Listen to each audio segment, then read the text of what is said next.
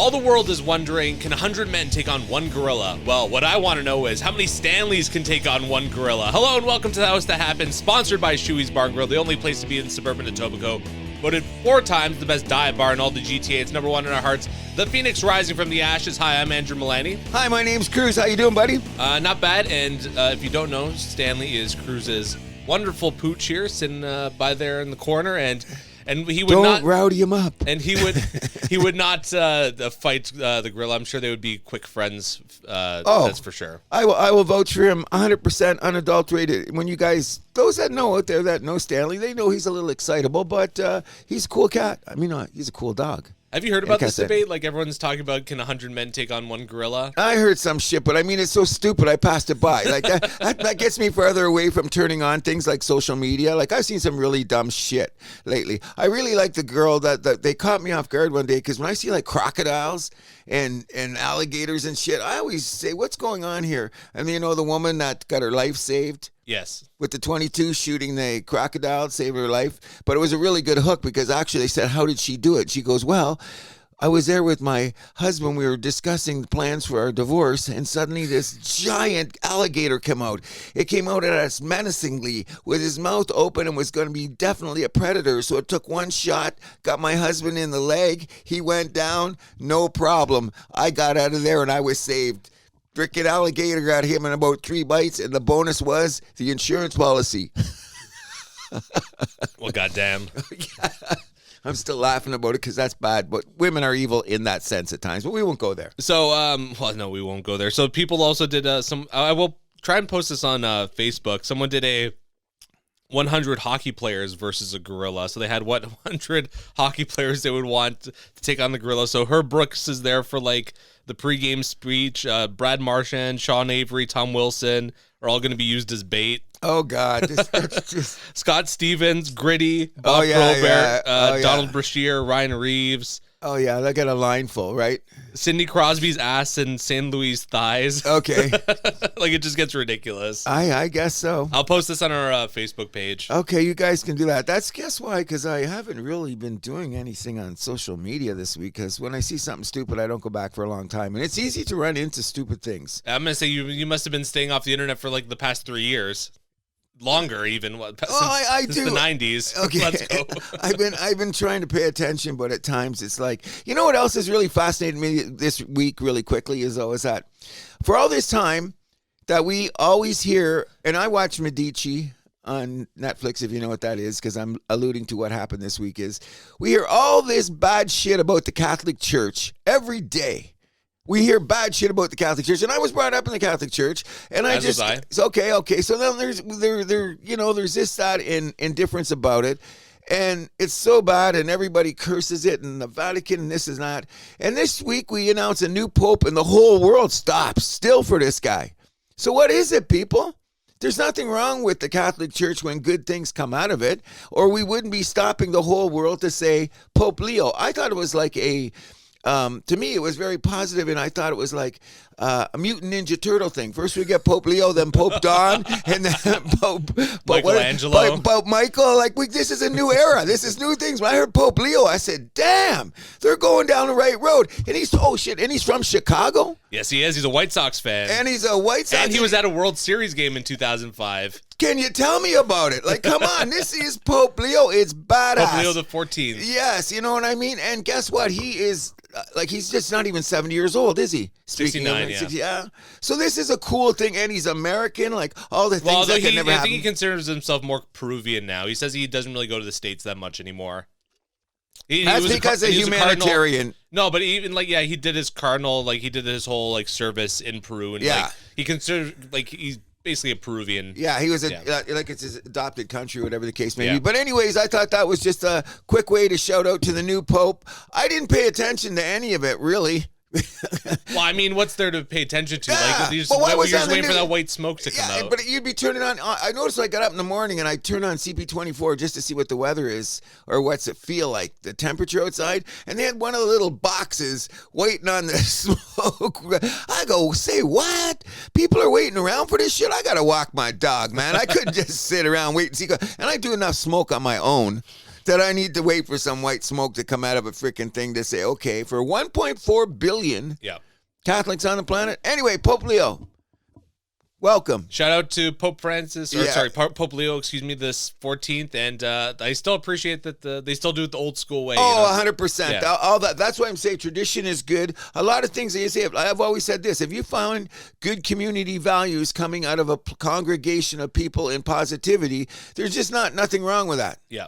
That's how I'm going to look at it. So, and the new Pope's a gamer. He's a sport fan gamer, so I can really get behind this one. He's still waiting to confirm if he's played Doom or not for me to get really excited. Okay.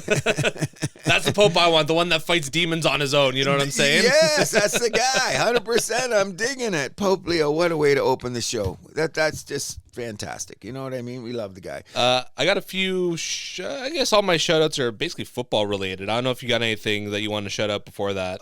First of all, they're melancholy shout-outs, primarily due to the fact that 1984 Detroit Tigers won the World Series. I'll always be a special team in my heart. I'm watching them closely. I'll give you a Detroit Tiger report when we get to baseball because they're badass. In any event, we lost the late, great Chet Lemon, who was roaming the center field at Tiger Stadium when they won that championship in 1984. And as a South Windsor kid growing up, if I didn't shout out to Chet Lemon, I couldn't say I'm from South Windsor. I'd lose my street cred. I'm gonna ask my dad if he knows who that is. Yeah, I played center field. He was. Sometimes people made jokes that him and I had the same style afro back in the day, kind of deal. So yeah, God bless Chet Lemon. And the only other melancholy shout out: we have a very dear friend to the community, sports world and music world. Very sincere condolences from Gail and Cruz. We lost a good friend, Neil Cotton, from Georgetown, great pillar of the community, former teacher, always played musician. I was fortunate to know him because I know his son, Sean, and I'm still shouting out to say Sean Cotton and the Thursday Night Band is one of the greatest rock bands I've ever seen in my life. Condolences to Sean, his mom, the whole family. Neil Cotton was a great man, great banterer. We're all going to miss him. Big shout out to Neil Cotton. We're going to miss you, buddy. Big shout out. Oh, by the way, mega Leaf fan. Hey. Mega. I would have been, that's the main reason I'm shouting it out. So he'll be watching these playoffs because some of the last things I seen him post on the internet was pro-Leaf stuff. So Neil Cotton, rest in peace. We're going to miss you. Great man. Absolutely. Shout out to Julian Edelman. He will be entering the New England Patriots Hall of Fame this fall. One of my favorite all-time Patriots. I'm going to remember that catch against the Atlanta Falcons forever. To the end of time. I'm going to be telling my kids about that. Top 10. Yeah. Catching the Super Bowl of all time. And he's not married yet, eh? No, I don't believe so. And he's a big Star Wars fan. Yeah. And he's got a long dance card, that guy. He's a lucky man. I like everything about him. I like when I don't watch it enough, but one of the things when he does that show with Gronk. Oh, that podcast. Like I watched it a couple times. Some shit comes up. They're pretty funny. Yeah. They're pretty funny. Yeah. Good. Congratulations, Edelman. That's the only Hall of Fame he's going to get into, but it's deservingly. Yes. Yeah.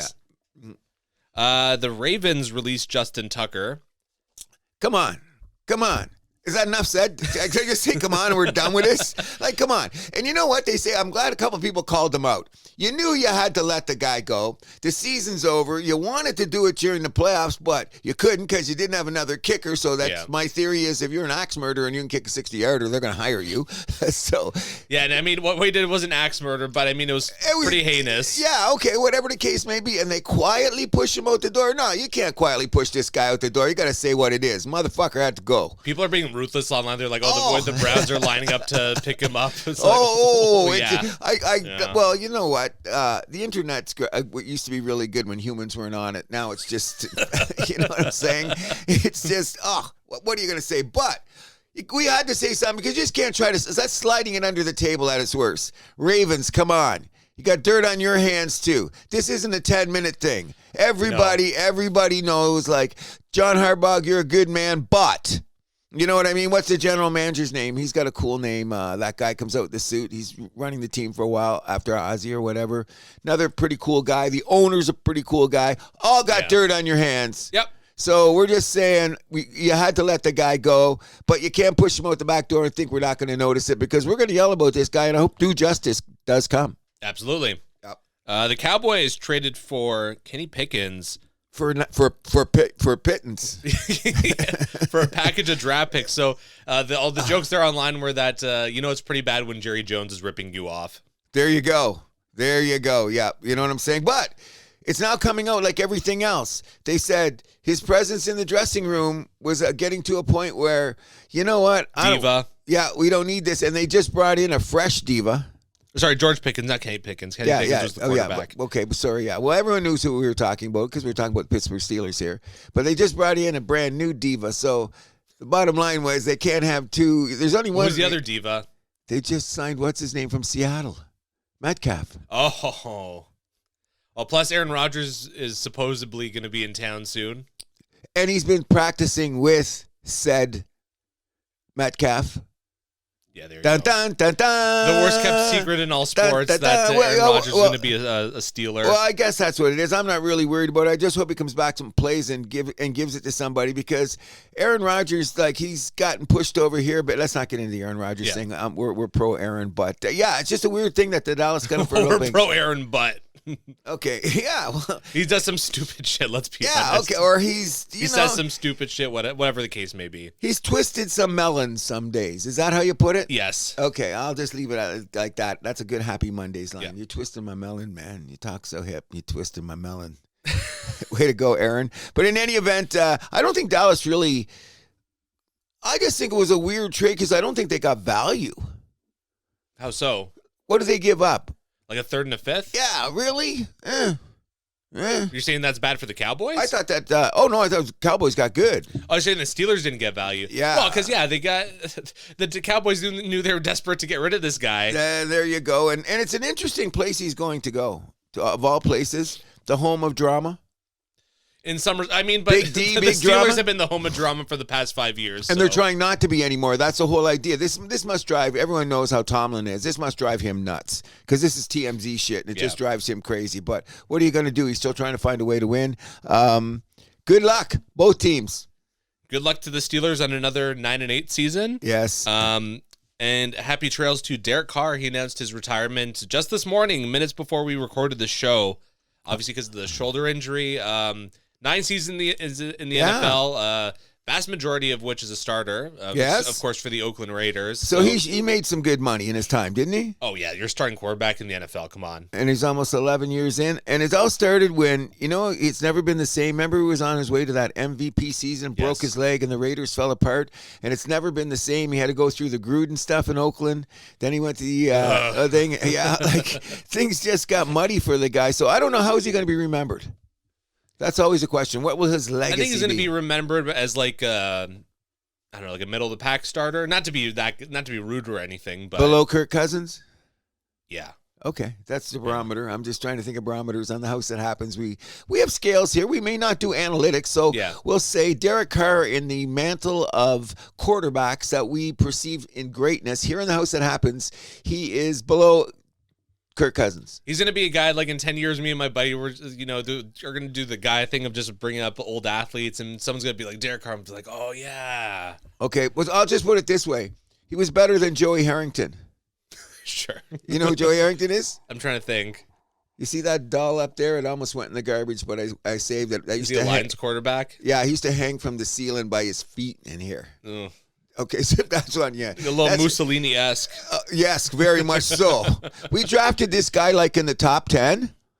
Yikes. This guy shouldn't have been drafted. He should have been drafted when Shador was drafted, okay?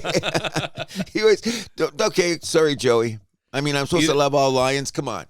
It doesn't work out that way. I can say I haven't loved every player that's played for my team. So. No, Scott Mitchell and Joe Harrington are two of my least. Like, I love all Lions, but they're like the lowest on my list. So we're going to put Derek Carr, and this is how we'll put him in perspective. He was better. He's below Kirk Cousins. I don't know, tied with Scott Mitchell, but definitely bigger than Joey Harrington. Okay, that's on the Cruz Power Index. A few more football things, but they're both related to college. So Nick Saban is going to be co-chairing a commission for college sports in the White House. Obviously, this is targeting NIL, but conference realignment is also being examined. I don't know what they can do to fix that, really. Okay, so what's going to hear is they're going to have to decide what football means to every university as opposed to all the other programs. For example, when they moved, I forget which Big Ten team to the Big Pac-12 team to the Big Ten and the other team went to the Big 12, the girls' softball rivalry was killed. I'd have to look up whatever, you know what I'm saying? Like some of these rivalries were killed. And Americans, being Americans and being proud of their traditions, they want to find a way to keep traditions going. This is just me, my opinion. I think this is going to come up. A lot of these people are going to say, okay, football is a separate entity, so have your own their own conferences for that. And then all the other schools can go back to having those traditions that they've had since the schools opened. opened. Is that even possible, though? I don't know. I'm just saying, like, because some schools are like the Big Ten, like those conferences have tremendous power themselves, so they'd be like go pound sand if you want that. If you want to be in the Big Ten, you're in the Big Ten.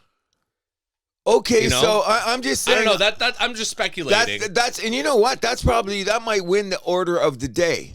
But I hear it all the time, and I read it in certain places. What they're saying is what NIL and the way that football has been exposed to the way it's been since I've known it was before I was your age. We all knew it was all backdoor. It's just like legal gambling. Everything's above board, supposedly, or allegedly. On the back of the food truck, Yeah, okay, you got it. So you know what I'm saying? And then, those were good days, though. But in any event, what I'm saying is that there's been a big cry for, like, why would you take away traditions that have been going on for 100 years because football is so almighty powerful? And then the football schools are going to come back and say, well, that's why we finance your asses anyway. Then your argument starts winning, and I go, I don't know where it's going to go. But I know that Nick Saban is the right guy to have in that room to talk about this shit because I've heard him enough on TV being righteous about these things, and I like the way he talks. He got out of the game because he goes, it's not righteous anymore. But listen, Nick. Well, I don't know if it was righteous back then either completely. Okay, my thing is, hey, Nick, how many times did a booster get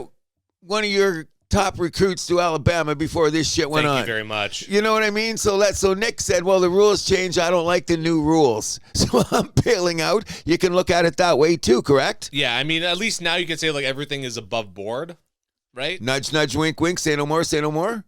Huh? You don't think so? Nah, because you got this thing like with the quarterback that just switched now. Where do you go back to UCLA? Where allegedly a family member not having an agent, blah, blah, blah. And they're saying a lot of things why they would have had agents, things would have changed in football or whatever the case may be.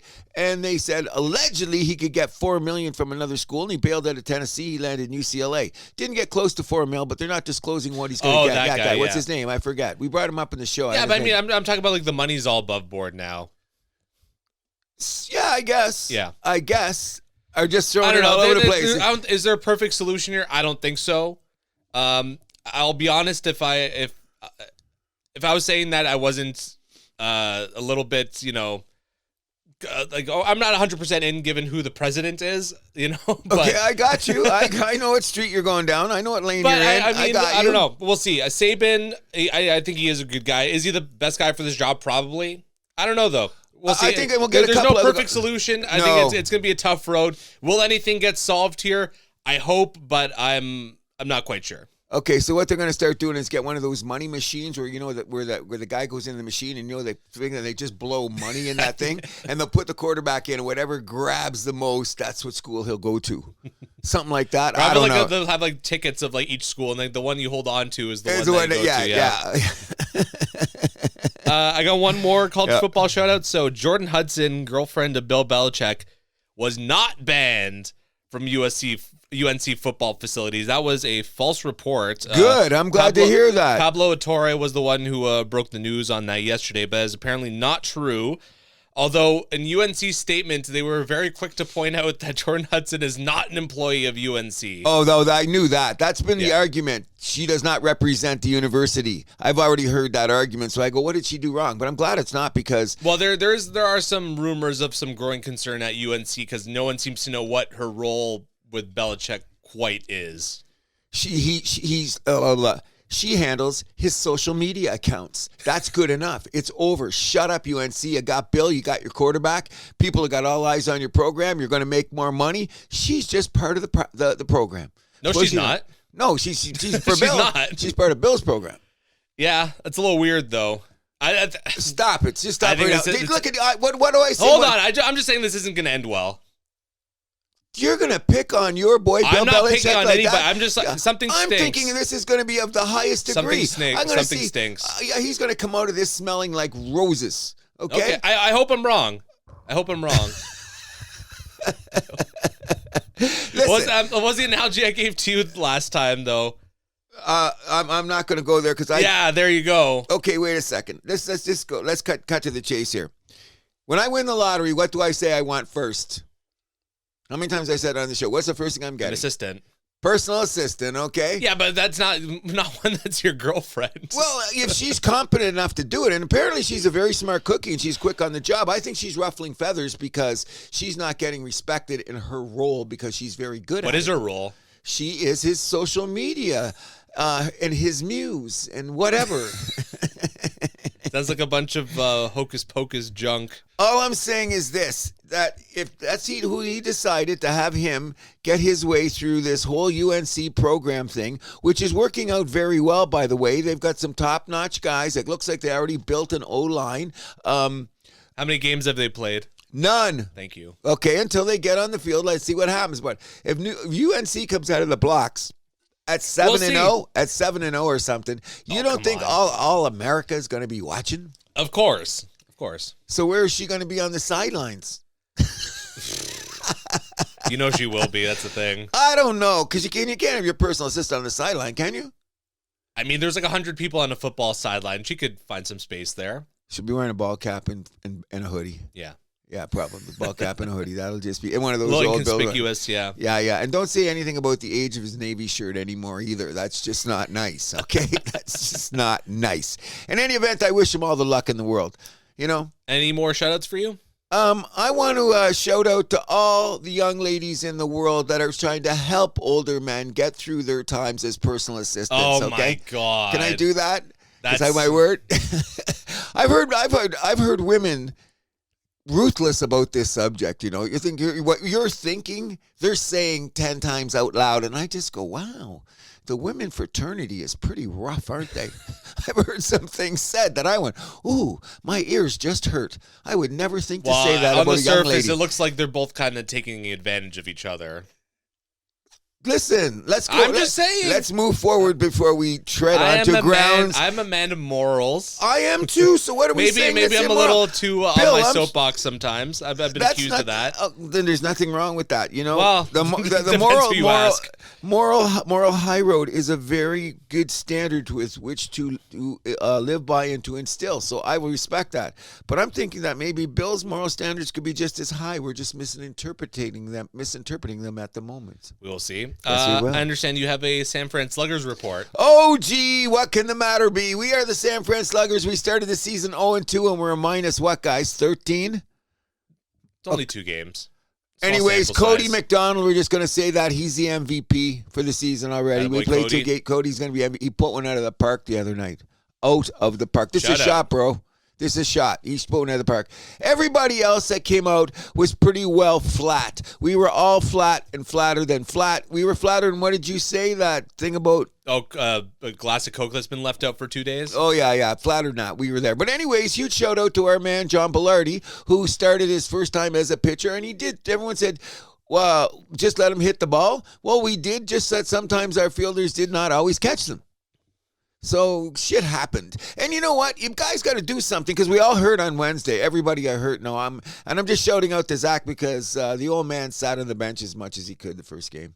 Because we had a couple new recruits out, so I let, go. No, you can go. You can run out the second. No, I'm good. You got to play like once every other inning, right? Yeah, well, I usually play more, but I kind of sat in the bench. I was tweaked a bit. It's okay. You're excused at your age. Because there's going to be many of those doubleheaders where I play all innings of all games. Because we're only going to have 10 guys. So I know that's coming. So any opportunity, and if you sluggers are out there listening to this, you're saying this is the old man's credo, I'll hit last every game if we need that, just to keep everybody copacetic. Big shout out to our Pedro, our other starting pitcher, who's got a little bit of an infection in his leg and he won't be able to play for quite some time. Well, that's unfortunate. Yeah, so Godspeed on healing, Pedro. We're all shouting out for you. And everybody else on the team, I love yous all, sluggers, but... let's be ready to play next game. I'm ready to practice anytime you are. I know I will. Hope you are too. All right, and I hope you're ready for the Stanley Cup Playoffs, where we had possibly the greatest weekend in hockey history. That's what people are saying.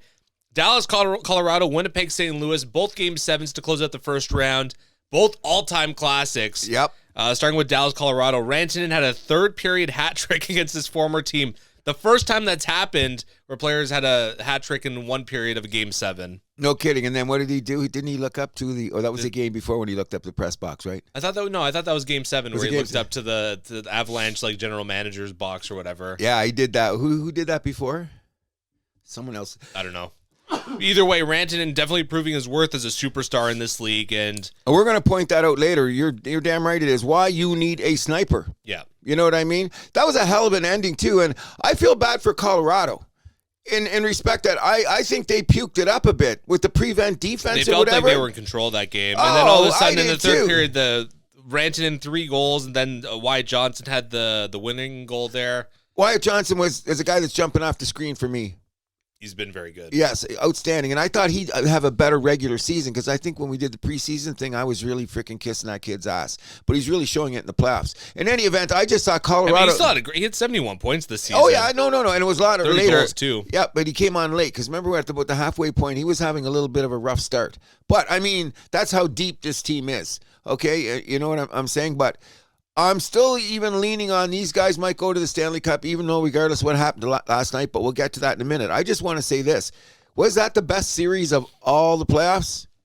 So far, yes. Was that the best? I thought it was the best series, too, and really sad because that Colorado team had to go home, so we're not going to have that argument again about what Bettman's saying, what the general managers want, but we do get a crazy-ass series in the first round, and to go out like that and to have an ending like that, whoa! And the Avalanche are going to be kind of forced to do a little bit of soul searching here this offseason. Yes. What do they be going searching for? A goaltender? I don't know. Yeah, but maybe like a number 2 goalie. Or a number 2 goalie. Don't do that in the mic, please. Oh, sorry. Sorry, I just did. I avoided sneezing. Would have been a sneeze. But yeah, so maybe like someone to be in a tandem with Mackenzie Blackwood. I don't think he's a problem specifically, but no. Obviously some more insurance there doesn't hurt. Samuel Girard is another guy who I'd be looking to maybe try and trade away if I was Colorado. He's one of those guys that, in the big games is kind of, okay, you know? I know what you're saying, and he was out there a couple times for... he was out there for a couple minuses, put that way. Yeah. And, not to be this guy, but, when they won the Cup a few years ago, he was out of the lineup. Well, he kind of morphed here because other players have left, and he's a development project or whatever. Well, not really, because they had him they got him in the Duchesne trade, so he's been on the Avalanche for a few years now. But that playoff run, he was injured. That's right. In any event, maybe they will. But you know what another thing is? But every team is going to look for this too. The back end of their defense, maybe they overplayed Makar and Towns a bit there towards the end because if you notice their third pair of defense was kind of getting skipped. You'd see them, you notice that, why were they skipping? I mean, in this playoffs, I don't care what we say, but we'll talk about it when talking about other teams. You need all 18 guys. Yep. They got to put some time in over the course of this game. If you're going to play at the speed and level that was at. You know what I mean? That was good. What do you call it? Check, counterpoint, check, counterpoint, speed, pace. Everybody was clutch, and Colorado went home. Yep. Great series. Great series. Yeah, great series. I guess Canada wins in respect here since McKinnon is going to be going to the World Championships now. Oh, we're going to talk about not that. Yeah, we'll talk about that later. In a bit because there's some cool shit going on about that. But now everybody says, what about the Winnipeg ending, which was off the charts, all level? What was it, 2 minutes and 5 seconds left when they pulled the goalie and were down by 2 goals? Yeah, just under 2 minutes left that the Winnipeg Jets scored the goal to draw it within 1, and then eventually the tying goal. Nemesnikov and Perfetti with those markers. And to be honest, I thought Winnipeg was dead in the water here, especially when St. Louis went up 2-0 in the first 10 minutes of that one. With Hellebum. Hellebum, how's you doing, buddy? So far, so good? I'm just saying, you know what? They had great drama in this series because there was a lot of hate. So there was a lot of shit going on in the ice that I thought was unnecessary. Calling penalties when they should, maybe they shouldn't, whatever. Once it got to a certain point, they did let them go. But I'm going to say this. All the Winnipeg fans that were leaving should be ashamed of themselves, for starters. They went home because they thought it was over, crying in their beer already. I don't get that. But the bottom line is, the range of emotions for the hardcore Winnipeg fans must be unbelievable. And not only that, they don't have to go through the shakeup like they did in L.A., which we'll talk about in a second, because they lost again in the first round. We already talked about L.A. last week. Yeah, but that's what I'm saying. So this is a horrific would have been a horrific ending for the Jets if they had lost. And then I would have been able to say Hellebuck for MVP. Wow, hold on. These are two completely different regular season, like a regular season and playoff discussion that we're kind of conflating here. Okay. But for Winnipeg to do that without Morrissey, he got injured. After playing just 2 minutes in that one. And Cole Perfetti, I mean, good for this guy. It feels like every story about this guy is about him scrapping for ice time, and he got like the first goal and then the tying goal in this one. Great story for him. Oh, and you know what? I like the way the kid plays. Come on, he was getting in the dirty spots. He went in there to get the goal, so I give him more credit. I'm just saying the range of emotions in this series were absolutely insane. I don't think it was the best series because I thought there was a lot of scrappy bullshit going on, and a couple games where Hellebuck just got blown out of the water. He got yanked 3 times or whatever the case may be. So how good of a series is it really? It just had that great ending drama. Tight games, Yeah, so but the ending created a very memorable series. We'll be talking about it forever, dude. Like I've been watching football hockey how long? I don't think I've ever seen an ending like that. No. I'm trying to think in my lifetime where I've seen something that crazy. No. The closest thing I did see, and I don't want to bring it up because it's sore for Leaf fans, I did see the Boston-Toronto Game 7. I didn't mean to allude to it, but that's... Well, I mean, it was 12 years ago. Good. Whatever. we just need a point of reference. You know? Yeah. Okay, so sorry to bring that one up, bro. Whatever. Okay, yeah, okay. Water under the bridge. Connor and Pionk, I thought their fingerprints were all over every Jets goal of that game. They were all over the ice. Connor, especially on the tying goal, he just kind of just like let it go. Like it seemed like there wasn't enough time left, and then somehow just found its way in the back of the net with 1.6 seconds left to go or whatever it was. What Buddy fanned on the shot originally? Actually fanned on the shot, but he knew he had to get it somewhere, and he had the intuition to see Buddy was open on the side. To slide it over that quickly, and Buddy let the shot go. It was all good. Is it Pionk? Is he Canadian? He's American. American, yeah. Was he in the Four Nations yet, wasn't he? No. But he'll play in the Olympics. I don't know. I doubt it. I think there's better American defensemen than him.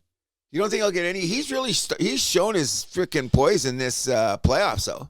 I think there's guys in the Americans that are like, they can do the things that he can, plus they're bigger.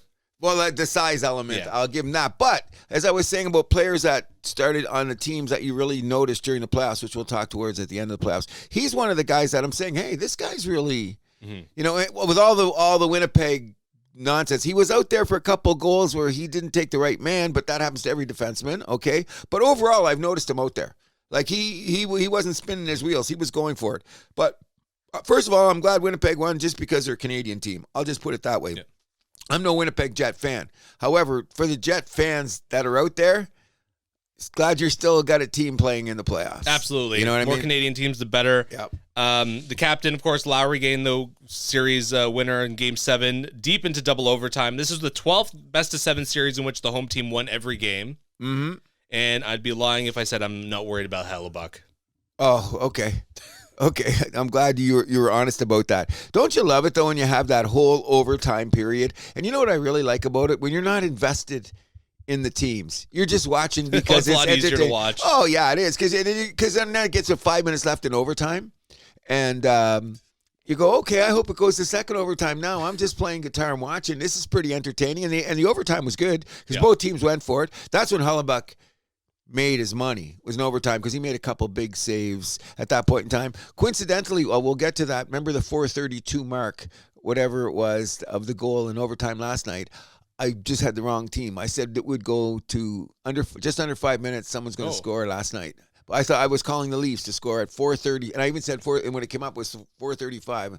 I looked at everyone and said, "I'm sorry, wrong team." But I said, you know what I mean? It was kind of neat. And I said, okay, now I said good call, though, I guess.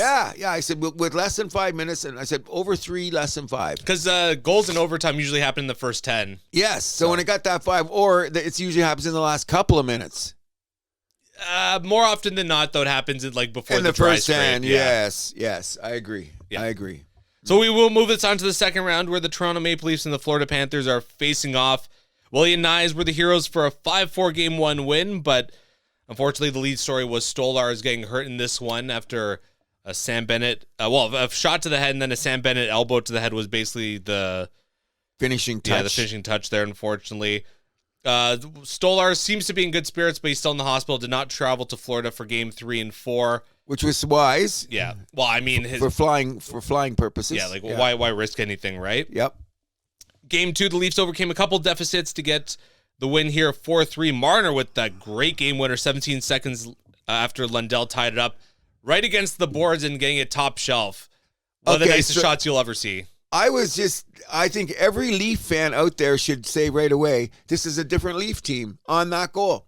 Usually you would have maybe fallen down or something bad would have happened. Oh, yeah. But look what happened. You got the goal. Now, I want to say, first of all, and I've said this on this show all year, you guys, the tandem, you have a tandem in here. And now that you've gone to Wall, okay, Stolarz has really been playing well. Let's not take nothing away, and it's a drag. We'll get to Sam Bennett thing in a minute. But you have Wall. And I thought Wall played good last night. You know what I mean? Don't worry about those couple goals you gave up in the second game because that was just a weird game. Yeah. You guys are taking it home, and then shit happened, okay? Which kind of made Game 3 interesting because Bennett didn't really start getting his nose into the things till overtime, which was interesting because then he probably realized that the odds of anything being called in overtime was going to... Yeah, so he got a little bit chippier because Florida tried to take the game there in Game 3 and probably got away with it. But I hate the people out there talking about, what about Wall? What about Wall? Nothing he could do. 2 of the goals, and you know what? Don't pick on Riley either. Just Riley was in the wrong spot at the wrong time. Yeah, right? some bad breaks. Yeah, especially overtime goal. Come on, that's a flukiest goal. If you see it up in the air and you went, oh, shit. Slowest thing in the world. You can even do that one in slow motion. Make it a meme, and it's going, and everybody's moving, but that puck's moving at a different speed. I said, I couldn't believe it went in the air, and I just said, oh, no. And it went in the net. But my theory is this. The Leafs have proven that they're standing up to this, and they got the best counterattack. I'm going to say it. I don't know why they don't say it on TV because I see it all the time.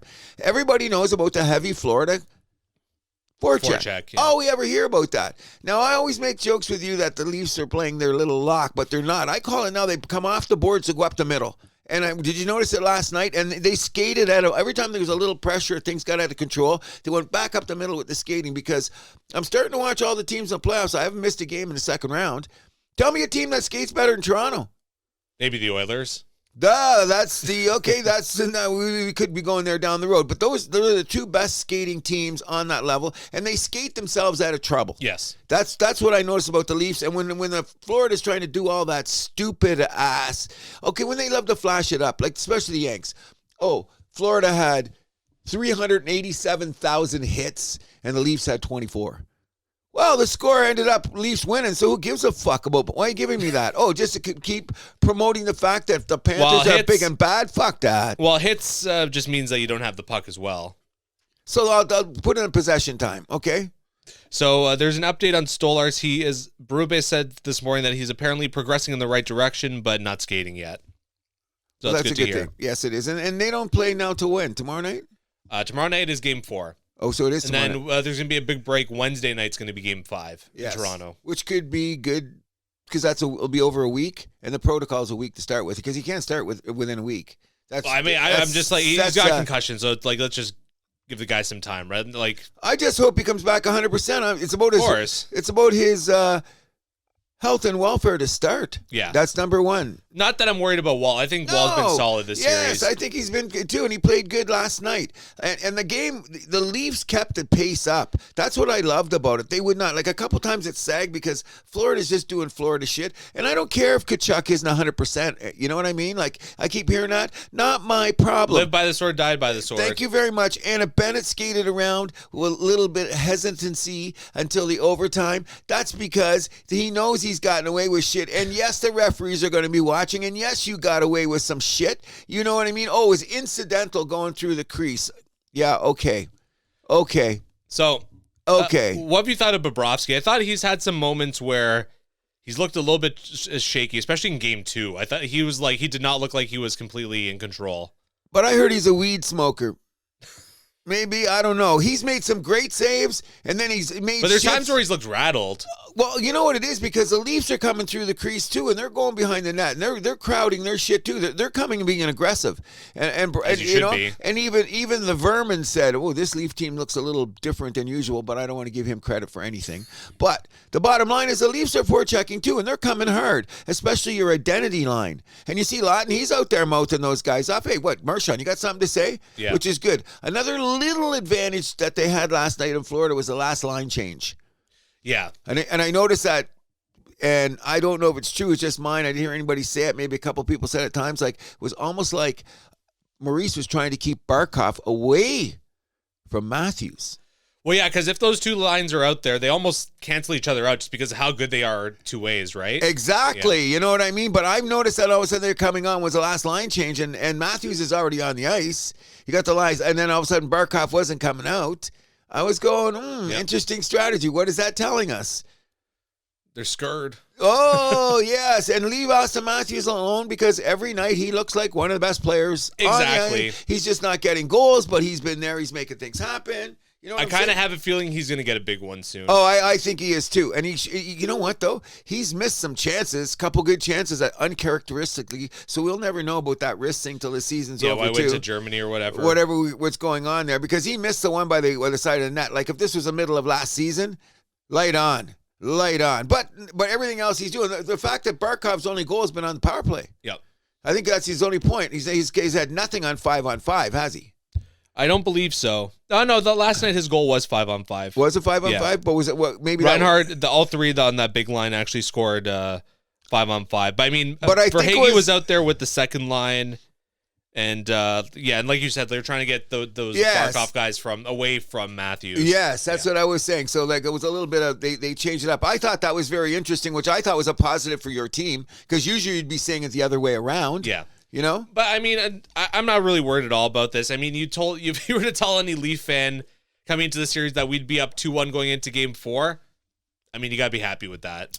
Okay, so let's take the barometer of the city, people. Can I do that as an objective guy in Northern Etobicoke where they say Leaf Nation was the genesis came from here? Let's talk about what do you mean one person said that? I don't know who did. Ken Dryden. Oh, yeah, that's right. Well, it's in his book. Yeah. It's in his book, so it's got to be. He wouldn't lie. He's a politician. No, let's not go there. Let's not even go there because Ken and I have had issues later in life, okay? But in any event, what were we saying now about the barometer of Leaf Nation here in North Etobicoke? All the people that are out there that are freaking and saying, "Oh my God, it's Florida!" Shut up.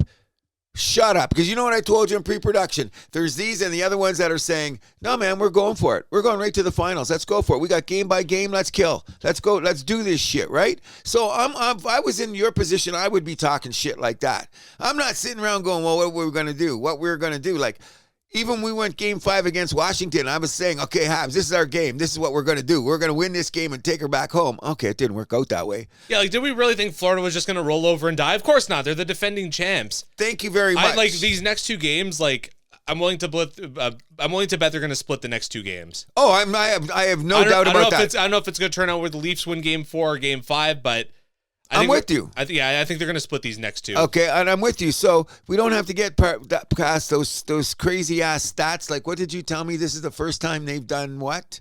2-0 and 2-0. Yeah, so this is the first time. This is the first time they went 2-0 in back-to-back playoff series since 1963. That's insane. When you told me, I said, was that insane? And back then, there was only 2 series anyway. Yes, there was. There was only 2. And they happened to win the Stanley Cup that year. Yes, they did. So if you're looking into the karma omen bag, maybe you got something. I just think there's a lot of weird shit like that lining up this year for the Leafs, which, I mean, you got like... And the end of time, too. Like, you know, there's stuff going on in Pakistan and India, and Revelation says this, and the Leafs win, and it's the end of time. I know, Leafs have won 13 times before, and the world was okay. So, but that was then. This is now. And if not now, it's still when? hockey. If it's not now, still when? Hockey. In any event, I'm just saying the makeup of your team is as such that what I'm going to say to Leaf Nation is this. You're not getting pushed around. You're not being out-toughed. You're not being like, oh, what do you got to be scared of Florida for? Fuck them. You're not got nothing to be scared of. You're just as big. You skate faster. Keep doing what you're doing. The breaks have got to go 50-50. Most of them have gone Florida's way, especially last night. Yeah. So here we go. Just play the system. Everything's going to turn out okay. You got it. Don't stop what you're doing now, especially that counterattack. It's like how many of those little breaks they get from inside outside. And can I just say this? Let Willie be Willie. You know what Cruz says about Willie? I always say, what are you doing? Ruby, don't even talk to him. If he's got no tarp on. Ruby says he's not going to talk to him, so there you go. That's a good thing. Ruby, just stay away from Willie. Okay, whatever the case may be, let Willie be Willie, because, you know, he's kind of my favorite Leaf for a variety of reasons. I like the suit coming in and the superstition. You know, Okay. I'm wearing a suit, the one that when he scored in and he came back and he wore the suit was badass to start with. I'd wear it more than once too, just because it's that good. But when you're Willie and you got Willie money, he's probably got a lot of suits that look like that. I bet he does. I bet you like from Sweden over there too, all those Swedish design, because he's making money on shit in Sweden for sure. You know, I love it. But anyway, that Willie be Willie. Don't worry about it. Wall's going to carry you. No problem. I think that Florida's at times looked a little bit wore down. You guys are skating. Your pace is... Because a couple times in the third period last night, it looked like Florida was deliberately just trying to slow it down. Yeah. Yep. You know what I mean? Just play that game in mud, basically. But I'm not worried at all. I think the Leafs, whatever, they keep playing the system. Yeah. They got the belief. I love Berube. I love this man. Okay, and not only that, you got 6 solid defensemen. Carlo, like I said, he would be the main guy in your trade, would be more valuable. He's starting to play more minutes than everybody. Yeah. He's that stay-at-home guy. Well, he's Riley's partner, right? That's a very important pair. Yes, very. But he's doing he's giving Riley the reins. Yeah. You know what I mean? And that's what Riley needs. And it's been a good pairing. And, of course, you got McCabe and Tanev. Even though a couple times Tanev looked a little tired out there, but the game was close and you needed him out there. He'll love the break from Sunday to Wednesday. He's one of the guys that's going to need it. I agree. Not only that, it's not the minutes he's played, but who he's out on the ice against, too, because he's out there against the Barkov line a lot. Yeah, he's the shutdown guy, him and McCabe. Yes. And so they got a lot of hard work that they're doing out there. So it's all good in Leafland, I think. Anything else? No. Just go Leafs tomorrow night. Let them play as longer. It's good for the spring. I'm enjoying it. I don't jump off the couch. I was watching it. This is my antidote. I love how you always say, no, I don't have anything more to say, and then you go on for another 2 minutes. Okay, just this, because my wife noticed this the other night. We were watching the game. And I was more, I showed more reaction because when it was tied, was it Nyes that went down and hit the goalpost or something? What happened? Anyways, I went, shit, man. That could have been whatever happened, and Florida went down and tied it. And then when the Leafs scored, when Nyes scored that goal, whatever game it was, remember Nyes got the breakaway and scored? Nice goal. And then the wife looked at me and goes, you didn't react. Well, I'm not a Leaf fan. Well, how come you barked before when they missed it? And I said, because that's the part that'll haunt you later in the game, those plays. But that Nyes scored later, it was very, very nice. So I do have a little bit of reaction. All right. So we'll take this over to the Washington-Carolina series where Carolina attempted the Caps to get the game one. They got the tie for game one in the third, and then eventually they won this one in OT. I believe it was close to 100 shot attempts that they showed, just firing everything towards the net that they could. And they only held Washington to 14 shots in their own bar in game one. Incredible. Oh, yeah. But you know what? That's my theory here. Carolina is a very serious team. Okay? So they split the games in Washington. They're in good shape going home. Okay? But here's the deal. They don't have a sniper. Now, they got that guy, Sheshnikov? Whatever the case. Yeah, is he number 2 pick. Is he really? Oh, good. He's getting older. Maybe he's coming into his game? Maybe. Do you call him a sniper? I think that's his game, yeah. Well, he's showing it now. But is he like an elite sniper? I don't know. Maybe in 5 years. Well, when he's got 32? A nice shot. What? Well, when he's 32? How old is he now? He's got to be like 25, 26. In any event, so that's my theory. If Carolina had a bona fide scorer, they'd be winning this series no problem. They just don't have the sniper guy. But you know the pressure they stole home ice advantage, though. They got the split in Washington. Oh, definitely 100%. take that if you're a Canes fan. Yeah, and not only that, they have outshot them and they've out-hit them. Yeah, and one thing I should have mentioned is, they held Washington to just 3 shots in the third period of game one. Thank you very much. And if you look at the numbers, when you see shit, you go when you see hits, shots on goal, it's really been the Caps that have been taking it to them in both games. I mean, Canes have been taking it to them. the Canes, yeah. They've been taking it to them in a big way. Because they outshot them Washington did take game 2, but Carolina outshot them. And out-hit them. In the third period, Carolina outshot them 17-7. Thank you. Yeah. Thank you very much. You know what I mean? And Buddy, Logan Thompson made some big saves. He's been a credible goaltending, because the question on both ends is can either goaltender win the series? I don't always, that is playoff hockey. Yeah. Okay, but don't put all the pressure on the goalie. Put the pressure on your team. Protect in front of him, and then make sure your goalie makes the right save at the right time, and you're good. Freddie has, but then Freddie made one of those goals that he let on Washington. I don't know, Freddie. It was I've seen that before, Bad goal, wrong time. Right in the middle of Carolina bombing the hell. Yeah. Did you see any of the Carolina? Did you watch much of the game? I saw a little bit of game 1. I didn't see much. I was at an event on Thursday, so I didn't get to watch much of game 2. Yeah, I know. I watched it all. And Freddie made one of those because what it ended up being what? But it was an empty net goal. It was a 3-1 game, but yeah, it was an empty net net goal. Yeah. The 2-1 goal, Freddie wishes he had back. When you see the highlight of it, you know. Power play one by Carlson. Whatever, yeah, because it was like a shot like from what were you doing? You should have had that's one. But oh well, what are you going to do? Like you said, they stole the home ice back, and I think Carolina's going to win this series. Yeah, and Carolina actually came into this as the betting favorites, which surprised a lot of people. But I mean, recent history shows Carolina has been that team to go to the conference finals a few times. So, and I mean, the way that they played too, like it was really no surprise to me that they were the betting favorites. And you despite Washington's record this season. And you know what is the Kane style?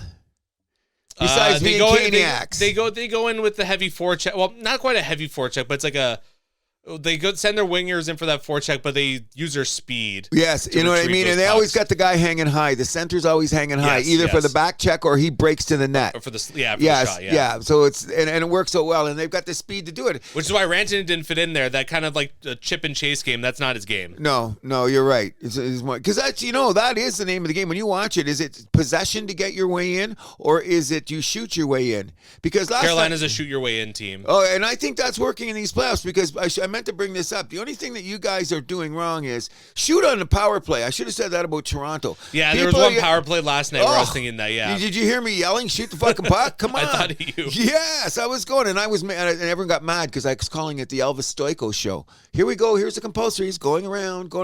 Carolina does this. 1, 2, shoot. 1, 2, shoot. Washington's pretty close too on the power play. Yeah, I mean, my thing might be like go around the horn maybe once, maybe twice, depending on how fast you do. But after that, you just gotta fire it on net. Leafs went around for about 40 seconds last one on that one power play. It was brutal, and that's when they needed the goal. They wasted the time and you know what it is? They keep getting smaller and closer, but they're not shooting. And meanwhile, Carolina's shooting it from their own freaking end.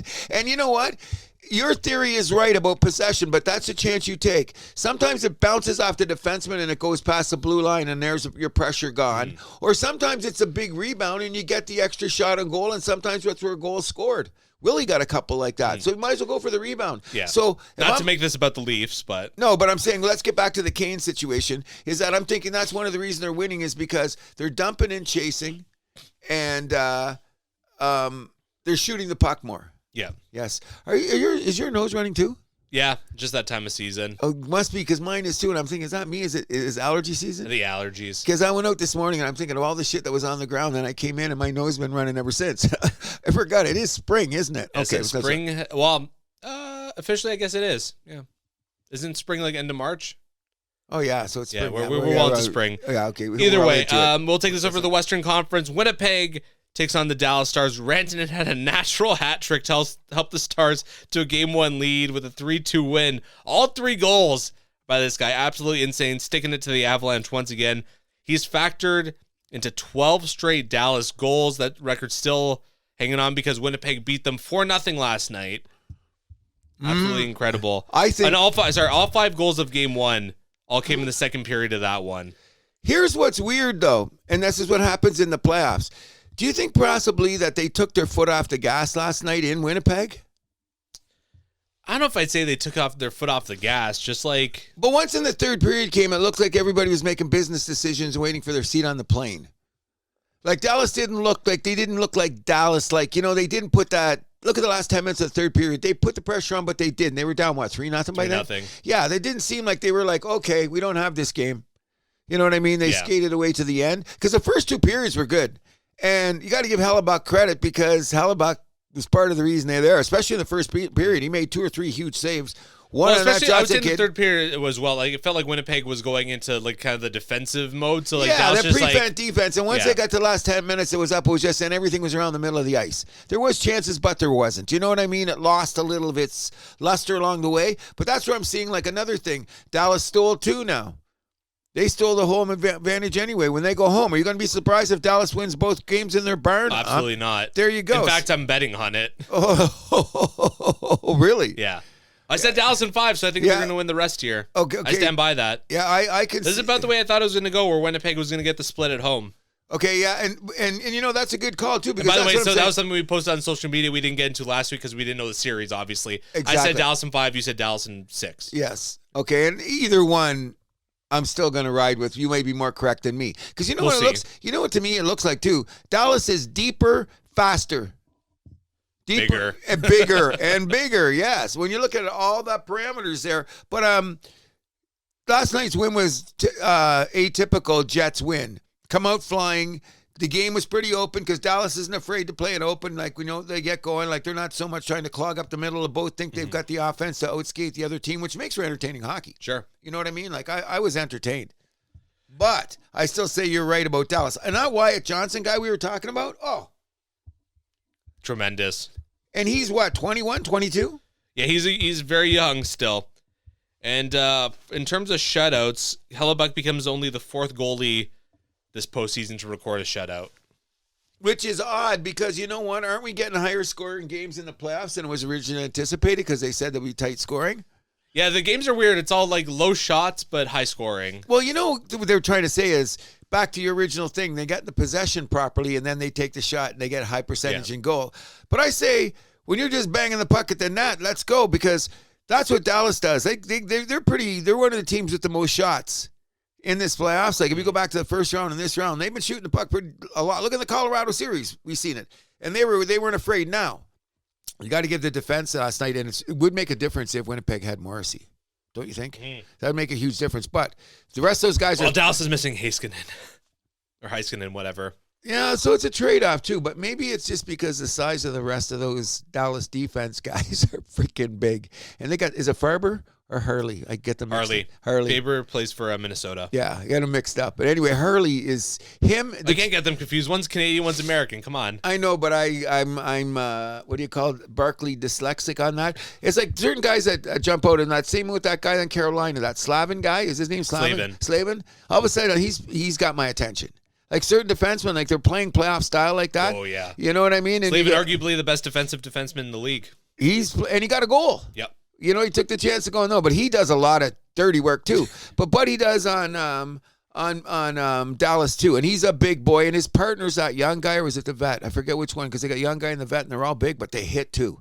And you know what I like about Dallas and their hitting stuff? They don't look dirty. They play at Florida speed or faster, and they're in their hard forecheck, but they're not doing all that elbows up. No, they're just tough. Yeah. You know what I mean? Did you notice that too? Yeah, Like Dallas is a very likable team. I agree. Yeah, and I love the style of play, and I love their player. And Tyler Seguin's out there. I notice him every game. I love that line. That's all those old guys. Well, not old guys, but they're getting up there. Yeah, but on the whole line, and they play great. You notice them every line, and they're 3 lines deep. Those first They really three are. line, you know what I mean? But then you guys are too, so I guess it's going to work out. So you're saying game in 5? Dallas in 5. I'm sticking with it. Sorry, Winnipeg. We'd like to keep you on because you're Canadian, but you're just not going to do it. We'll move us over to the last series here in the second round. The Oilers storm back to nab a game 1 lead on the road, 4-2 against the Golden Knights, a Pietrangelo-less Golden Knights for that game 1. Edmonton didn't score in the second, but that was really when they took over the game. They outshot Vegas 12-1 in that period, and that was really the turning point. 100%. Then Hyman with the winner, just over 3 minutes left to go. Aiden Helm fearing continues to be a bit of an issue here for the Golden Knights. I just think that Edmonton's outplaying them. When they turn up the Jets, away they go. We were talking about what are the two best skating teams left in the playoffs. Yeah. Toronto and Edmonton. But you know what Edmonton really has, and you guys kind of do, but they're not identified as players like that. But when you do, because you got Nyes and the guy on Lawton's line, Lorenz guy, you got big guys that are skating hard, but I wish they had the offensive edge, because what I'm going to compare it to, when you put all 3 lines out there in Edmonton, they either got Perry on a line, they've got Evander Kane on the line, and who's the other nut bar they got on a line? 3 big guys that bang and Hyman? Hyman. Oh, yeah, that's what I was thinking. So all those guys are out there at different times, but I mean, at any given time they have a line out there. They have a guy that's going to hit, a guy that's going to do dirty work, and a guy that can score. Like Perry's fitting in like gold on that top line, eh? Yeah. Like I'd score a goal too, but I mean, I'd love to play in that line. Does he have like goals? He's just sitting there putting the puck in the net and go, God, that was easy. Remember that one on the side of the net that he scored to put ahead? Like he just went there. I'm just gonna sit. Yeah, scored in game 1. Yeah, I'm just gonna sit here and wait. Puck on the tape, red light on. Damn. Then game 2 got even crazier. So Edmonton had a 3-1 lead that they blew, and then a 4-2 lead, and then Vegas tied it up at the end of the third period.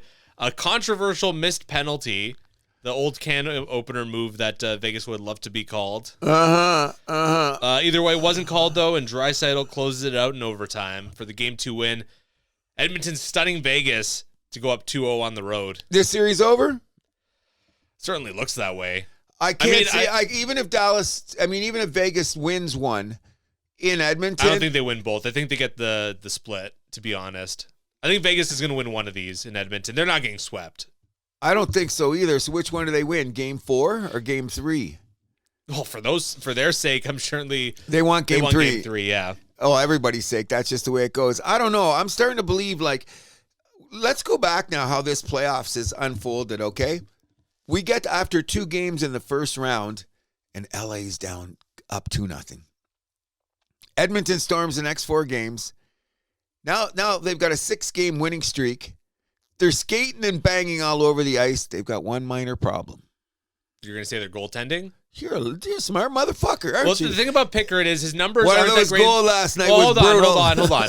In the first 2 periods, his numbers have been pretty bad, but third period in overtime, he's been solid phenomenal. As a rock. But he let in that beach ball.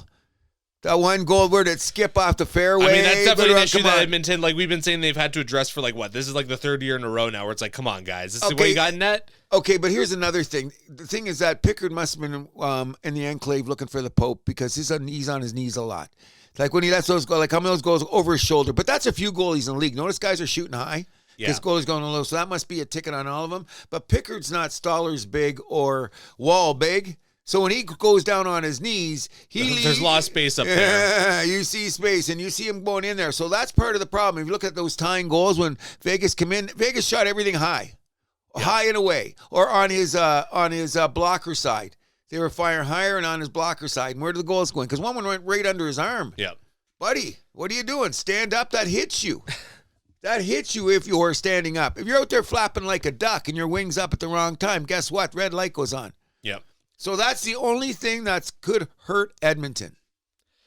I mean, we also said this about them last year, and they just steamrolled through the Western Conference playoffs. But this is Vegas. They're doing it too. So it looks to me like almost, I don't want to say it because I don't want to insult, but Vegas is looking more studio gangster than street gangster. You know what I mean? And I'm loving that Mark Stone's got knocked around a few times. So what? He's going to knock people around. Well, there should have been a penalty. He drew a penalty at the game, but they didn't call it. No, but the ref, they called out the refs after this game, so they're probably going to get the calls in Game 3, you're going to think, which makes me think that Vegas is going to take Game 3. Did you think that penalty was that egregious at that point in time? Dude, it was the can opener move. Come on.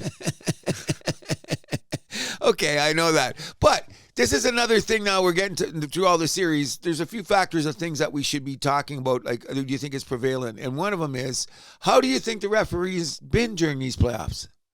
No comment. Wow. No, okay, it's been weird. It's been weird. Weird is the best way to put it. But they haven't called that egregious penalty like they should have called the can opener there. But then they'll call one in overtime. The ones that feels a little ticky-tacky. It's the one behind the all net over with the Toronto place. was brutal. Yeah. And especially then someone got the stick in the head and they didn't call it. It's just weird. But when Buddy got the penalty, was it last night in the Florida game when Toronto had the chance there? He nailed, was it Tanev in the face or was it McCabe or was it which one? Remember the defense, they have to call that. Yeah. I don't care if that's the first period of the first game of the season or you're in overtime in Stanley Cup playoffs. You take a stick to a guy's face, you have to go, or the ones where they take his legs out. You take a guy's legs out, you got to call it. But sometimes, there's been some bad interferences, or what's our famous line when we were talking about the reverse check shit? There's been a lot of freaking interference. Some weird stuff, yeah. Yeah, and then when you see it, in the rewind. One thing I forgot to bring up, what do you think about that embellishment call against Rodriguez in that Leaf game? That was weird. We're talking about weird refereeing. The Leafs got away with one there, because you see that and you're like, I thought they were going to review that for a 5-minute major. I'm like, that's what I thought too. But when you re-signed and the guy threw it up in the air like he WWE'd it.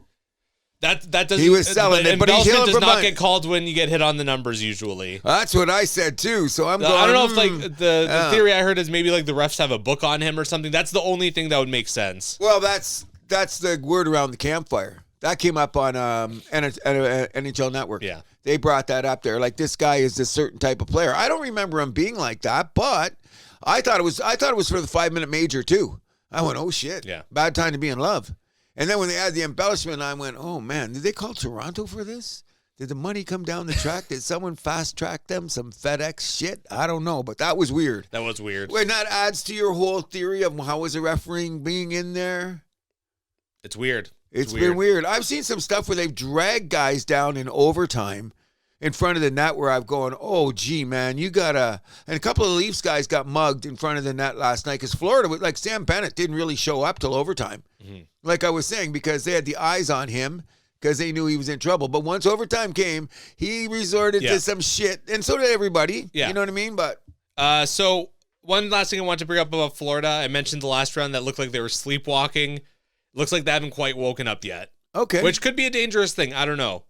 Well, we're going to have to wait and see. Now, the other thing that I think has been very interesting about this playoffs is special teams always comes up. You need your special teams, and Toronto's fell down a bit in there. But for everything going on, if you look at all the series... I don't think it's an issue, though. No, I think you'll get back to it, is face-off percentage win has been huge in these playoffs. Look around when that goal, Scott, right after you win the face-off. They always say how important it is, but you see some of the goals that are scored off face-offs this year, almost like set plays. Yeah, I've really noticed, like if you're winning the face-off battle, you're usually winning the game. I even checked it in a couple series. If you go look at nothing better to do but look at numbers like I do sometimes, you will notice that the teams with the higher winning face-off percentage were winning in the series. And just go back to round one, you'll see it, which I thought was good because I've seen every Edmonton's done it a couple times. Basically, that Mariner goal at 17 seconds later came off a great face-off pass and over. Washington, one of the OV goals straight off the face-off setup. So that's got my attention, and it's part of the game. So you know what I mean. Anything else you're noticing these playoffs? The only other thing I would say is like when we basically brought it up is the consistency of the calls. That's the only. Yeah. Otherwise than that, you know what I noticed? The pace is great. The pace of every game, but. What's really interesting is styles make fights kind of deals. So when you got the two games on, sometimes when I'm watching, it's really interesting to see the different styles. I like what one team's trying to do to the other team when you're watching it in real time. Like, for example, Florida trying to slow it down. And then you get to Winnipeg and Dallas ain't slowing shit down. You know what I mean? Not those two teams, no. No one is slowing it down and you're watching. Go, this is really interesting because the most important thing is most of the games are entertaining. Absolutely. You know what I mean? We've really been spoiled these playoffs, I think. We've been highly entertaining, which we'll discuss entertainment value when we get to the other sport in a minute. Yes, so a few more things around the NHL, not playoff related. So Macklin Celebrini, Lane Hudson, and Dustin Wolf were named finalists for the Calder Trophy. This is going to be a very interesting race.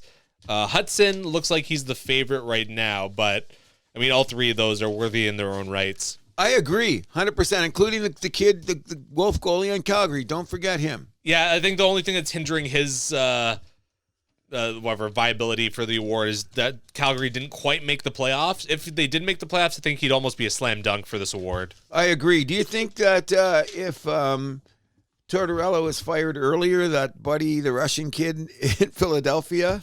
Possibly. They say he's doing cartwheels since when Trotz left. He was practicing. Tortorella, yeah. They said he was practicing the Michigan. Right? He was just doing like, whoa. Why not? Torts is gone. The big bad wolf is gone. But in any event. So the draft lottery also happened this week. The Islanders won the draft lottery. They move up from number 10 to number 1. Amazing. Utah wins the second lottery, so they move up from 14th to 4th. I wonder if Ryan Smith was in on that because we should shout out to the fact that the new Utah logo. Yes, so the Utah Mammoth name, logos, and jersey now official. I love this logo. They incorporated the mammoth, the mountains, and the state of Utah all in the logo. I think it's fantastic. Yes, I think it, and the way they put one thing on the shoulder, then one thing on the thing, and on the crest. Yes, on the away uniform, it just says Utah like that is now, and then they have their logo as the shoulder crest. Yeah, it's pretty cool, and the coloring is nice. Yeah, they kept the same colors. Nothing to mess with there. I love it. Yeah, did a very good job. And the World Championships, Crosby, McKinnon, Bennington, Braden Shen, Jared Spurgeon, Philip Deneau, Marc-Andre Fleury, and your buddy Matheson will all join Team Canada. Okay, going to the World Championships. I guess Matheson will be the 6th defenseman. I think it's a great team. I'm glad that all these guys are jumping on board. They should win. What? Yes, and not only that, the fact that a kid like Celebrini is going to spend some time with Crosby and Bedard. Bedard's playing too, right? Yeah, he is. So it's going to be Bedard, Celebrini, and Crosby as our centers. I think Celebrini and Bedard are going to be pushed to the wings. I agree, too. Because like Crosby, McKinnon, Brayden Schenn. Oh, yeah. Brayden Schenn was Deneau's probably going to be like fourth line center. You got a point there. Yeah, the tournament started yesterday. Canada kicks it off against Slovenia today. They got Latvia tomorrow, France Tuesday, Austria Thursday. Oh wait, so we should have a game. We should have a result already. They played this morning, right? I guess I'm not sure. Let me check on that quickly. But so Austria Thursday, Slovakia, which is when the tough games that starts next Saturday. Finland then Monday after, and then Sweden is the Tuesday after. So it should be a very interesting group stage. I thought they played this morning. Let me look that up quickly. I could be wrong. I thought I did. Maybe it's this morning. Or Sunday morning, maybe they're playing. They got them 4-0 today. They won? Yeah. Oh, so they did. They played nobody, didn't they? Scotland, Slovenia. Slovenia. Yeah, Slovenia. Okay, well they're not an also ran. They're not Austria. Well, did Andrzej Kopitar play with them? Even then, he's their only player. He could be with Zach Brown though, hanging out at the F1. So Bo Horvat had 2 power play goals. McKinnon had a goal, 2 assists, and Noah Dobson contributed to the last goal. Oh yeah, they got Noah. Yeah, so the defense looks pretty good too. Eh? Very good. Yes. Who's the goaltenders? Binnington. Yeah. Although he didn't play today, it was Dylan Garland was the goalie today. But then they also have Binnington and Fleury, so they're probably working them in. I imagine Binnington's going to be the guy. Oh, he'll be the mainstay there. They brought Fleury over because this is his part of his retirement. Gets to hang out with Crosby one last time. Yeah, that kind of be the beer drinking there. The Kings mutually part ways with Rob Blake as their GM. This is something that was kind of rumored for a little bit that Blake wanted to step away. Either way, 4th year in a row where you lose to the Oilers in the first round. You have a look on your face. What do you want to say? Someone's got to fall on the sword. What are you going to do? You're the GM. No matter what you say, that's your resume now. You graciously say, I got to go. Mm-hmm. You know what I mean? What are we going to do? What are you going to say? You had 4 kicks at the can. Hired the wrong coach. There's a lot of variables involved in the LA situation. I think Rob Blake will get another job because look, the Kings have been there. If he wants it. If he wants it, yeah. But I don't think he will because he's a really LA guy here, and so he doesn't really want to go anywhere. Like since he's played there, he's lived there. He's got a cool place somewhere out in LA. I don't know where, but I feel sorry for the guy in a weird way because look, that roster's pretty solid. Just can't solve the Oilers. And the Oilers went to the finals last year. They went to the semifinals the year before. So it's not they didn't go to the conference final the year before. Didn't they? I think they lost in the second round to Vegas the year before that. Oh, yeah, maybe you're right. But every time they've gone on, they've won more than one series, haven't they?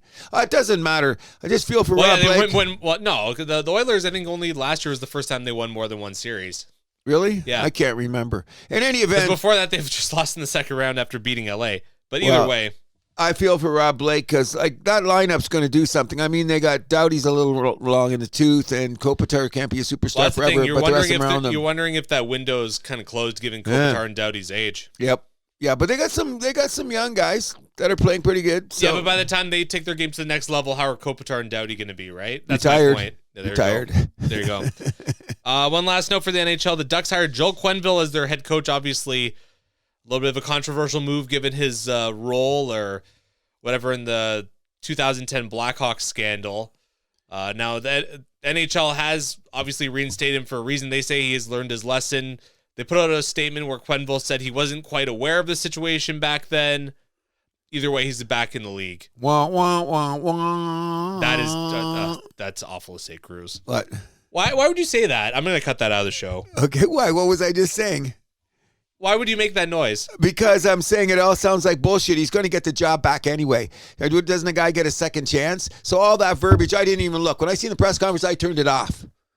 I honest to God, I turned it off. I said, he did say some horrible things about that 2010 thing where he was calling it a distraction. Like, we need to just keep our heads down and move on. Come on, that's horrible. All of it was a drag. So my wah-wah was based on this. No matter what you tell me there, we know what's going on, and now you're just freaking you know what, you're feeding us a line. Just go coach, and you're back. But you have to address it. You can't not address it. He's going to follow him for the rest of his life. Of course. Okay, so then, that's why when I get all this sanctimonious bullshit at the frickin' microphone, I go, wah, wah, wah, wah. Come on. What are you going to say about the guy? You know it's going to come up right away. You know he's been out of hockey for that long. And so what's he been out of coaching for? How many years now? 3. Yeah, whatever. So he's done his penance or whatever the case may be. I don't buy into that. Either you decide like the guy is a pariah or he's not. And if you like him enough, he got his job back. That's what happened. But when they go through this shit on TV telling me all these stories, I just, stop it. You know what I mean? It's bullshit to me. Complete bullshit. We know what you did. You know what you said. Nothing's going to change. And if they want to hire an axe murderer, they hired an axe murderer. Simple as that, right? And we can't get over it. What is going to change? Oh, no, the past is the past. Exactly. So when I can't stand it. Okay, you know, here's why I'm saying this. I'll go right off the rails and say this then. Why doesn't Trevor Bauer get a job back in Major League Baseball? You're comparing apples and oranges, Cruz. Is it? Yeah. Well, any event, they're all wrong. It's all wrong. So when do you write it? Do you write it or you don't? So Trevor Bauer, wasn't that all like consensual though? Yeah, whatever the case may be. Okay, that is, you can't even compare the two then. Okay. But I mean, both things were said to be egregious, okay? The Trevor Bauer, if it's consensual there, like it's okay then. All right, but I'm going to say... The Blackhawks, let's be honest, the Blackhawks one, it was the guy he that's abused brutal. someone, and then they gave him like letters of recommendation that he just kept on abusing. That's terrible. That's, you know, that just sounds like, and that's why I'm saying that shit. And well, we should stop because that's enough talk about this. Because it's just a horrendous, heinous freaking situation. But that's how the game works, bro. They just pushed him out the door, gave him someone else's problem.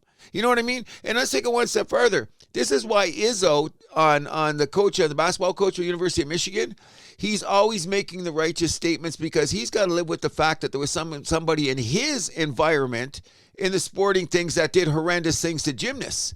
So that's never going away from the program. So how do you wipe that off? You don't.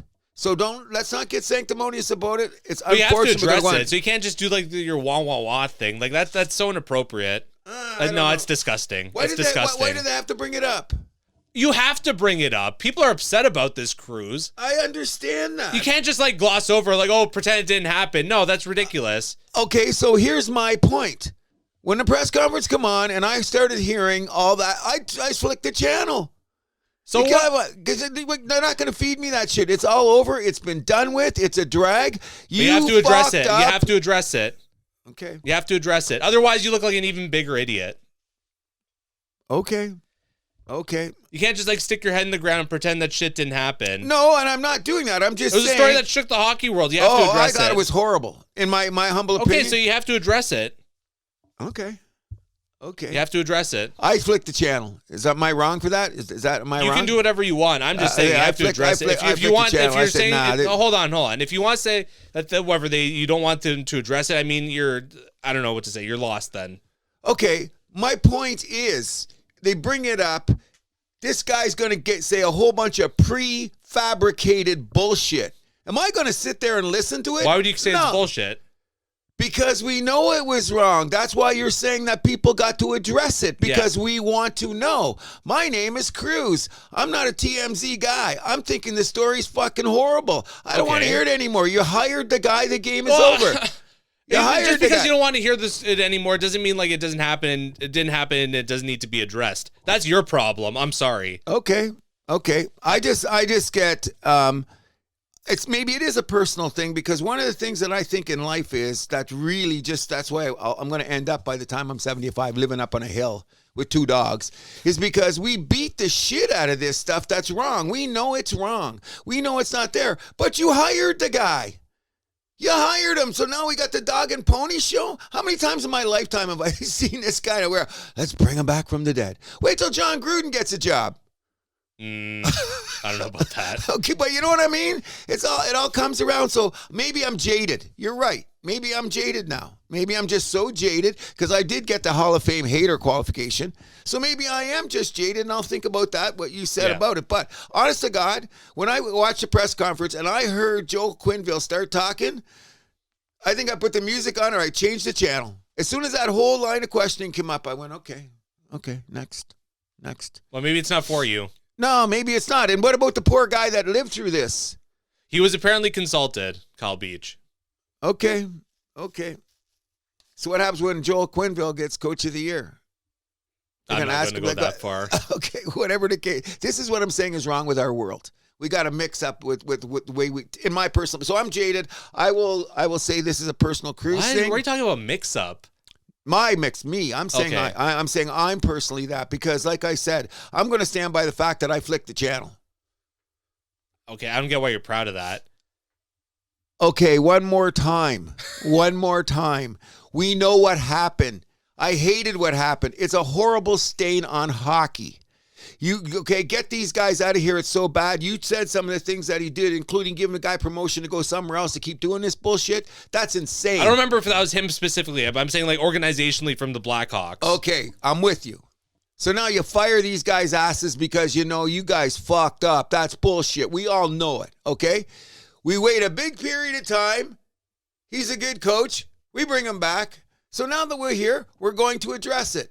Cool in the gang. My name is Cruz. I'm going to the next channel because I've seen this fucking play before. That's how I'm looking at it. So if I'm jaded, that's my fault. That's a personal thing, not a house that happens things. You know what I'm saying? That's how I see it. Well, you're also not an Anaheim Ducks fan. What's that? You're not an Anaheim Ducks fan. So it doesn't concern you really. Exactly. You know what I mean? So you just go on. But that doesn't mean that I'm ignoring or I don't want to lessen or take away from the fact that this is scumbag fucking bullshit, bro. This was bad. Okay, so when I heard about it, we talked about it. This is fucking nuts. You let it go on for this long. You moved it here, you moved it there, whatever the case may be, I get it. But now you're bringing a guy back, which my old statement is, if you can get an axe murderer on the field to get you a power play goal, you might hire that axe murderer. And that's why the world, to me, that's why I'm jaded. End it there? Well, end it there. I'm just saying. Okay. So weekend That's going to be picks. good. I can't wait to rehear that because I ain't backing down. Okay. Weekend picks. Here we go. Washington at Carolina tonight. Wait a second. How did we do last weekend? We were both 1 for 2. So you were right on the Dallas game. I was right on the Winnipeg game. Okay. Just stuck to your guns and gone with Winnipeg. Yes. It was a Hellebuck thing. So after round 1, there was 15 total games. I was 12 for 15. You were 6 for 15. Oh, horrible. I think the only wins I got were Leaf games. Could very well be. Well, the first Leaf game you got right. Either way, we'll move this on. So now round 2, our points. So we're double points. So obviously you still have a chance here. Okay. Washington at Carolina, game 3. This one's tied at a game apiece. I'm going to choose Carolina to defend home ice. All day. Take the over. I wasn't sure who you'd pick in this one, to be honest. No, I like the way Carolina plays. I think I'm going to wear them down. 5-6 games over. Sorry, Washington, you had a good season. Go home. Vegas at Edmonton, game 3. I'm going to choose Vegas to steal this one on the road. I'm saying that Edmonton's going to put the hammer down and just say, let's not wait around. They still might not sweep, but they want to define it now. They ain't waiting. Let's crush their souls. All right. Toronto at Florida. This is game 4. I'm going to choose Toronto to get this one on the road and steal this one and go up 3-1. I'll go with you. Why not? Okay, I thought you were going to pick Florida, to be honest. No, I think Florida's looking tired. I think if you guys keep out skating them, that's the thing. You're a faster team. Just keep out skating them and you got them. And last but not least, Winnipeg at Dallas. This one is game 3. I'm going to choose Dallas to defend home ice and go up 2-1. So I got to take that game too. So it looks like I'm not going to gain very much of the point situation here because we took too many games that were the same. But I'm taking Dallas all day. We got to pick the right games. That's the only thing, right? That's the bottom line. Didn't I take Dallas to win this? Is my prediction was? You said Dallas in 6. Yeah. Well, how far did I take Dallas to go? Didn't I have them winning the cup? Maybe I picked them. I've been keeping track of that. Anyway, don't worry about it now because I gave that thing about, which I know is now a very bad take, about when a team loses in the finals, they seem to fall off the cliff the next year. Well, Tampa's proven that wrong. Florida's proven it wrong. And maybe Edmonton's going to prove it wrong. We'll see. Yep. So we'll move this over to the NBA playoffs where we'll once again, please stop doing that to the mic. Yeah, sorry. We had to do a couple game 7s here to close out round 1. So Denver really took over that game 7 against the Clippers, taking over the middle quarters, game over. Their top 6 guys in the lineup all rolling. Okay, so can I say something just to start the whole thing, NBA, NHL, about what's been going on? The NBA's got a couple of we're going to talk about them in a minute, okay? The NBA's had some moments. There's some shit going on. We can talk about it all. That's just distracting from the fact that the games have been shit, but I'll get to that in a second, okay? Some games have been good, though. We've had some overtime thrillers. That's what I'm saying. We're going to get to it. But for the most part, I am saying that look at the blowout games. But continue. Go ahead. And then lastly, to finish out round one, I'll also say for the Clippers, Harden and Powell both had very tough games. Okay, so Game 7. Let's make the comparison. There was 2 Game 7s in the NBA, and there was 2 Game 7s in the NHL. What were better? Oh, the hockey ones, We were obviously. talking, it was a historic weekend in hockey to have that quality of Game 7 going on. Let's see the combined scores in both Game 7s, and what did they win by? If you add it up, it's about 50 points. 19 plus... about 40 points. Yeah, okay, so that's your Game 7 NBA. So it's like they're a little fraudulent in getting there. Now, if you go back and you look at that Denver series of those 7 games, one game went into overtime. Denver stole a game and got to the next one. And what were the other 3 games? Basically blowouts. By the last 10 minutes of the fourth quarter, you weren't even watching the game. Yeah. Okay, you know what I mean? Now, we got onto the what's the other one out west? Now that we're going Golden past State, Houston? What's that? Same shit. What was it? What did Golden State do to them in Game 7? Oh, they dismantled them. Because they were kids. Jalen Green was horrible that series. Oh, I felt he only bad. had, what, Game 2 was his only game where he showed up? Yes, he got 4 points or something. And you know what? This was supposed to be his big coming out party. But then again, he's only 21 he had 8 points that game. Oh, it was 8 points? 8 points, Game 7. And what is he, 21 years old? The guy's going to be a star. He is going to be a star. 23. 23, okay. He should have been better. He just fell off the cliff. Great player, you know what I mean? And the bottom line, for 10 minutes, Fred VanVleet was going toe-to-toe with Steph Curry. Yeah, but then he threw up a couple of, God, these guys throw them up early in the shot clock. They had a few of those, and next thing you know, Golden State went down the floor and scored. Yep. You know what I mean? And away they went, which they should be. But now they're both moving on, and we should be talking about... And Golden State's best players were their best players. That series. Jimmy Butler's is like Jimmy Buckets is proving he's worth everything in the playoffs. At 35 years old, I didn't realize that Jimmy Buckets was getting up there that far. Yeah. He's been around. But he's amazing. He's there. But here's the problem for this. They're not going to win this series now because now that Curry's tweaked his knee, he might not play till Wednesday. Yeah. Minnesota already bitch slapped him. Well, we'll get to that a little bit later. But so for the second round, the home team lost the first 6 games of the conference semifinals. Crazy. Yep. So for Cleveland, Evan Mobley was named Defensive Player of the Year. Kenny Atkinson ended up winning Coach of the Year.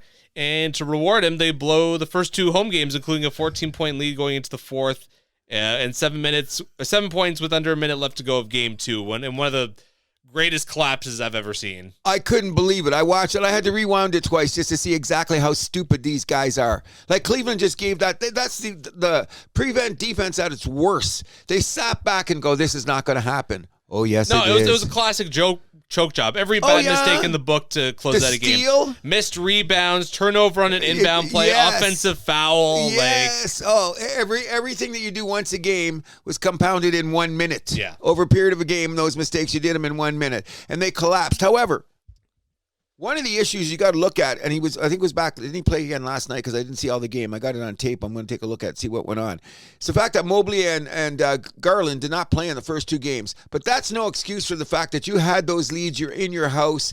I think they had a 20-point lead at one point in Game 2 as well. Yes, yeah. Then they just let the other team come down and bomb away. But we're going to get to that bombing away shit in a moment. What do you think is going to happen in that series now? Cleveland did win last night. Yes, and one last thing I want to say about Game 2, when Halliburton set that game-winning shot, I yelled, "Oh!" I couldn't believe it. That was incredible. I love that stuff in the NBA. Yeah. And, there's weird shit going on in this series coming for the end of the other one. Like, Dad's up in the press box now, right? Yeah. Dad's like, he's in the building, but he's like up in a booth or something, isn't he? Yeah. Because he got to get him off the floor there. It all started with this. I don't know how it got to that, but his peers voted him the most overrated player in the league. That stuff is such nonsense. No kidding, but I mean, you're saying it to a guy going into the playoffs. That's just like, Well, that's when the Athletic decided to publish it. Yeah, okay, so now that you did publish it, now this guy's going out, and he's been one of the best players in the playoffs so far. Absolutely. We can't deny that, and he's been clutch, and you know what else? Mind you, he was not very good last night, only 4 points. Because they collapsed on him. They said, just knock this guy down. Cleveland can play defense at the box score. Did Mobley play last night? Yes, he did. Yeah. 18 points, 13 rebounds. Okay, that makes a difference. Did Garland play too? Garland did play, only 10 points, but Okay, his limits were a little bit limited, it looks like. Okay, so you put both those boys in the lineup. I still think that Cleveland could pull this off, but the next game is huge. In my opinion, whoever wins Game 4 of that series wins the series.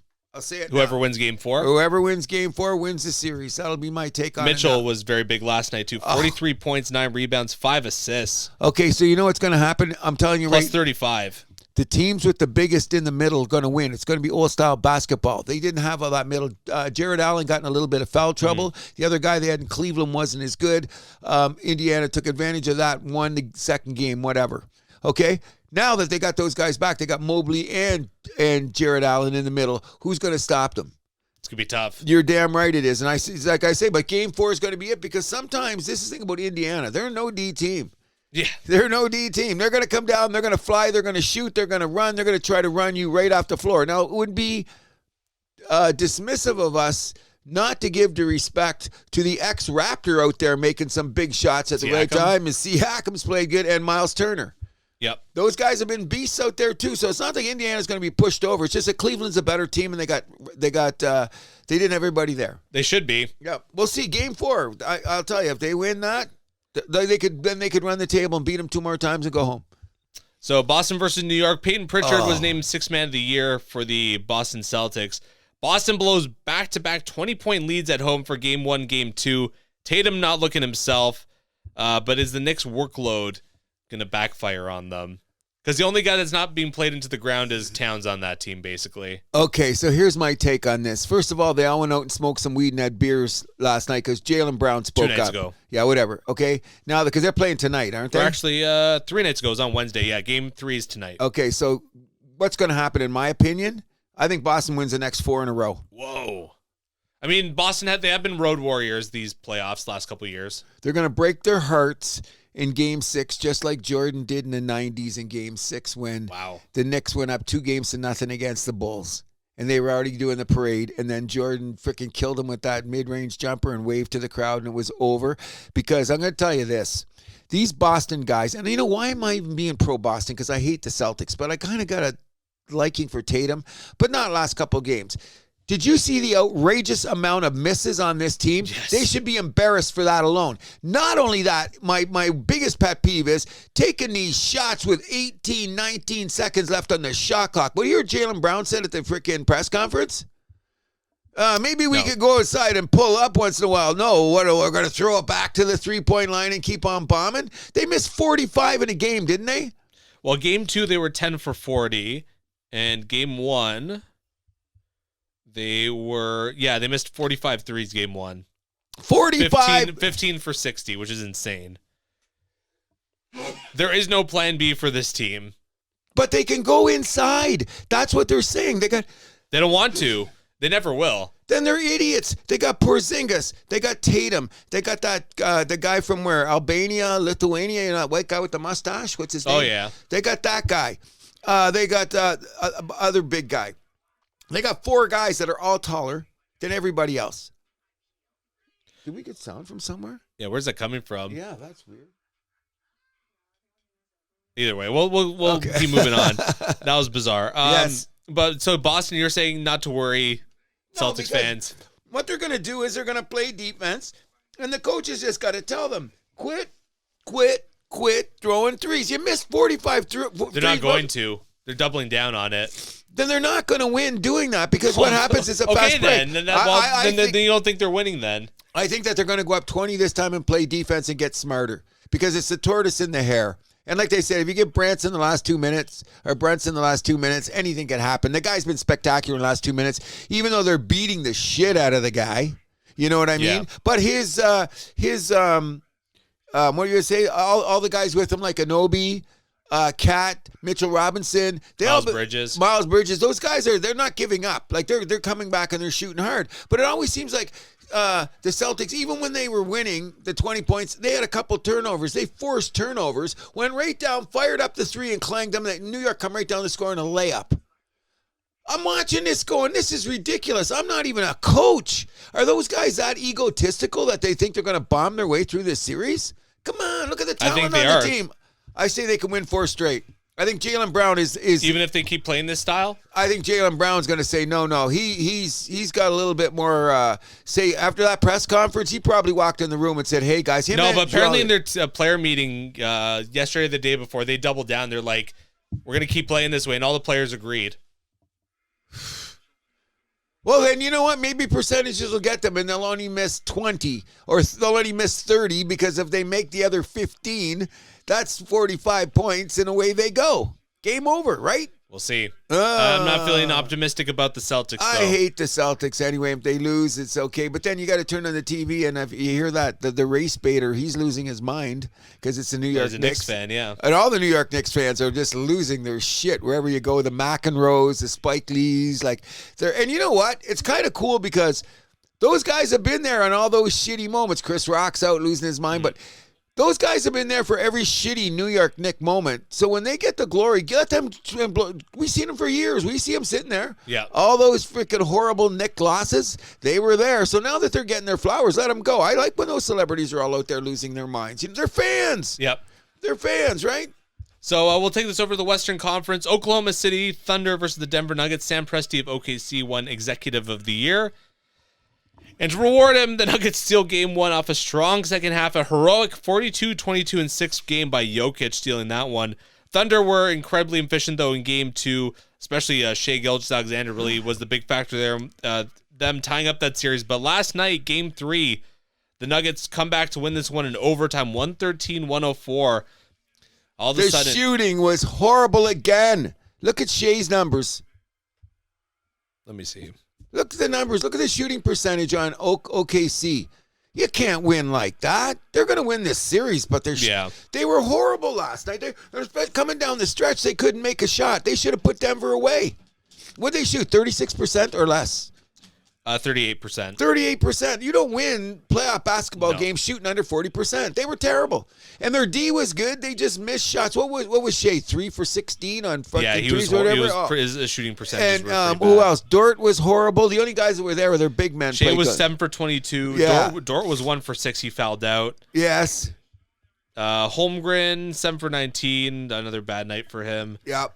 Hartenstein, 5 for 14. Caruso, 2 for 9. See, the shooting was horrible. Yeah. So they go up 5%, they win the game.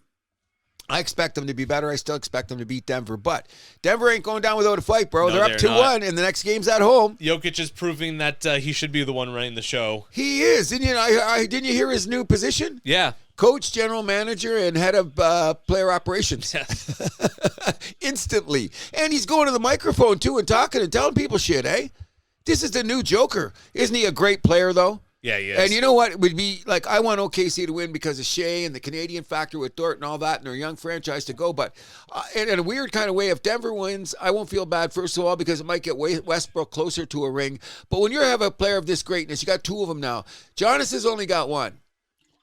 Joker's got 1. Yeah. You got to get that 2 so you move up the pantheon of greatness that this guy is. Because he's one of the greatest players we've ever seen. The more I see him, I go, damn, this guy's good.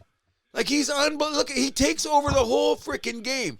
He's slower than freaking molasses, can't jump higher than a curve, and he controls he's 7 foot the tall, game. so he doesn't need to jump that high.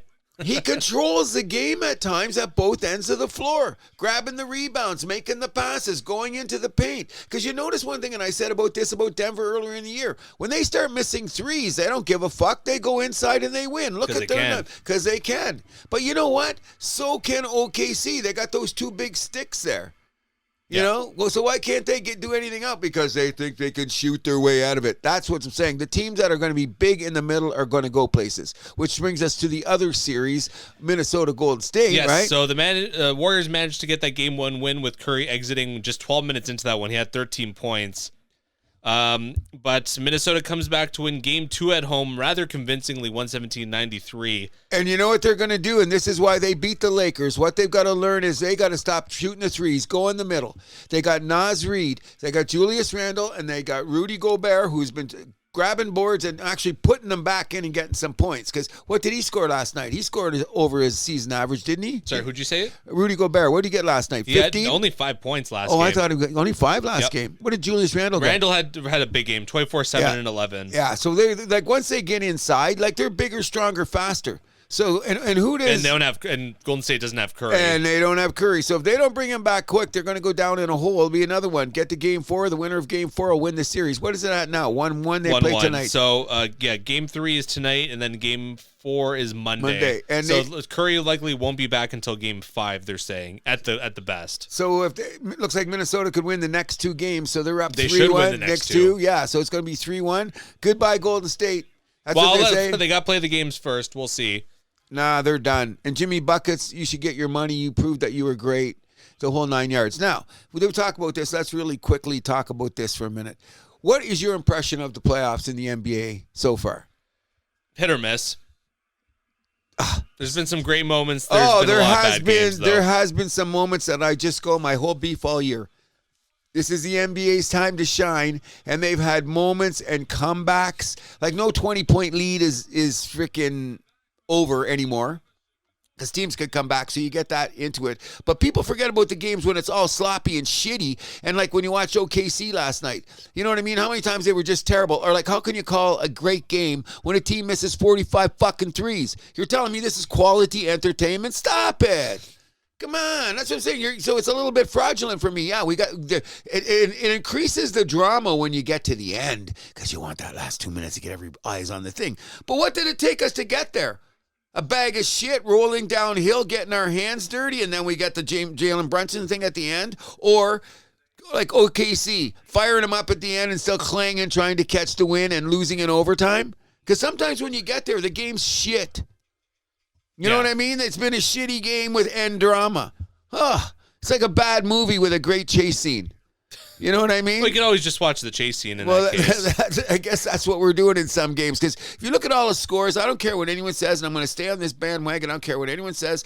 The quality of the NHL games in the playoffs have been exceedingly better than that. However, they've been looking at a metric, and this gets interesting. As the NHL playoffs get on and on, one team starts to dominate towards the end, so you don't get the quality that you usually do, except for last year when Edmonton came back from the 3-0 deficit, and before that, they lose it. Whereas the NBA, you get to their final games, and they get spectacular. I'm not buying into that. You know what I mean? Like, I've been known to click off the basketball game when I'm watching because if it looks shitty to me. I hate Boston anyway. But when they're playing... Yeah, but I mean, it tends to ramp up, though. Right? Yeah, it does. Like we'll see especially once we get to the conference finals. I'm expecting some great series to happen. It sucks that it sometimes takes a while to get there, but yeah, that's my point. And you know what I mean? I feel deceived, or I feel like I've conned. You know what I mean? That seems to be the trend lately with the NBA. You think? Anyways, we'll keep watching. Let's continue on. Yeah, some other notes around the league. So Greg Popovich obviously stepping away from his role as head coach of the San Antonio Spurs. I think we mentioned this last week, but we wish him the best, obviously. I hope his health is good. And I thought it was really cool when they had the press conference and all the not the old boys, but Tony Parker was there. Ginobili was there. Was Duncan there? Duncan was there. Who else? There was just a slew of guys that have played for Pop. They all came out. It was a really touching moment, which gets me scared thinking I hope his health is okay because he looked very fragile. And he's got a great coaching tree. Like the amount of guys that have come under him and have coached and like head coaching jobs in the NBA and WNBA is insane. Have you seen that tree when they put it up? Like anybody, we're not going to talk about it. We don't have time. If you want to find something really interesting and you're just a sports geek like we are, go look at the pop. It blew me away. Yeah, it's insane. It blew me away. I was unbelievable. And keeping it with San Antonio, Stephon Castle ended up winning Rookie of the Year.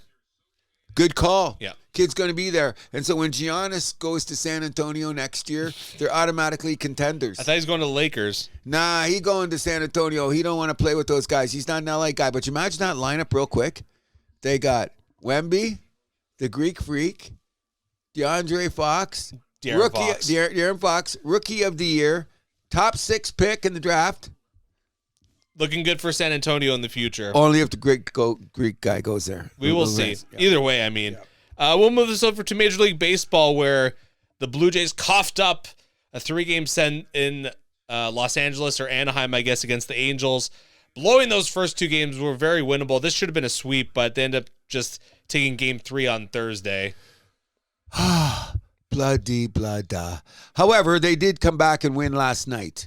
Against Seattle, yes. Yeah, The first of a 3-game set. Okay, and so let's hold it on there. One of the interesting side effects of the Seattle series is, Seattle's a little disappointed that the Canadians are not coming down and filling the seats like they normally do due to the political tension between the two countries. Oh, shit. What do you think there, America? But it's come out. Have you heard that?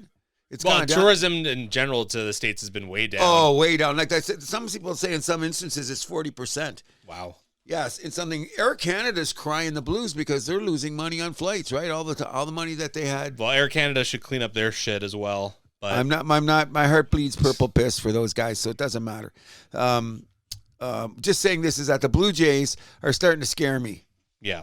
Okay, and I'm talking with the old codgers in the neighborhood. A couple of them actually checked in the show, and I still forget his name. Maybe Roman. Roman, if you're listening, I got your name wrong. Let me know. In any event, remember the golden thing is to stay above 500 on May 1st. We're still under it by 2 games, right? I believe so. I think we're 2 games under 500. Yeah, 18 and 20. Okay, well, some people say, well, you shouldn't be bitching about that because you're still only 2 games under 500. No, I'm bitching about that.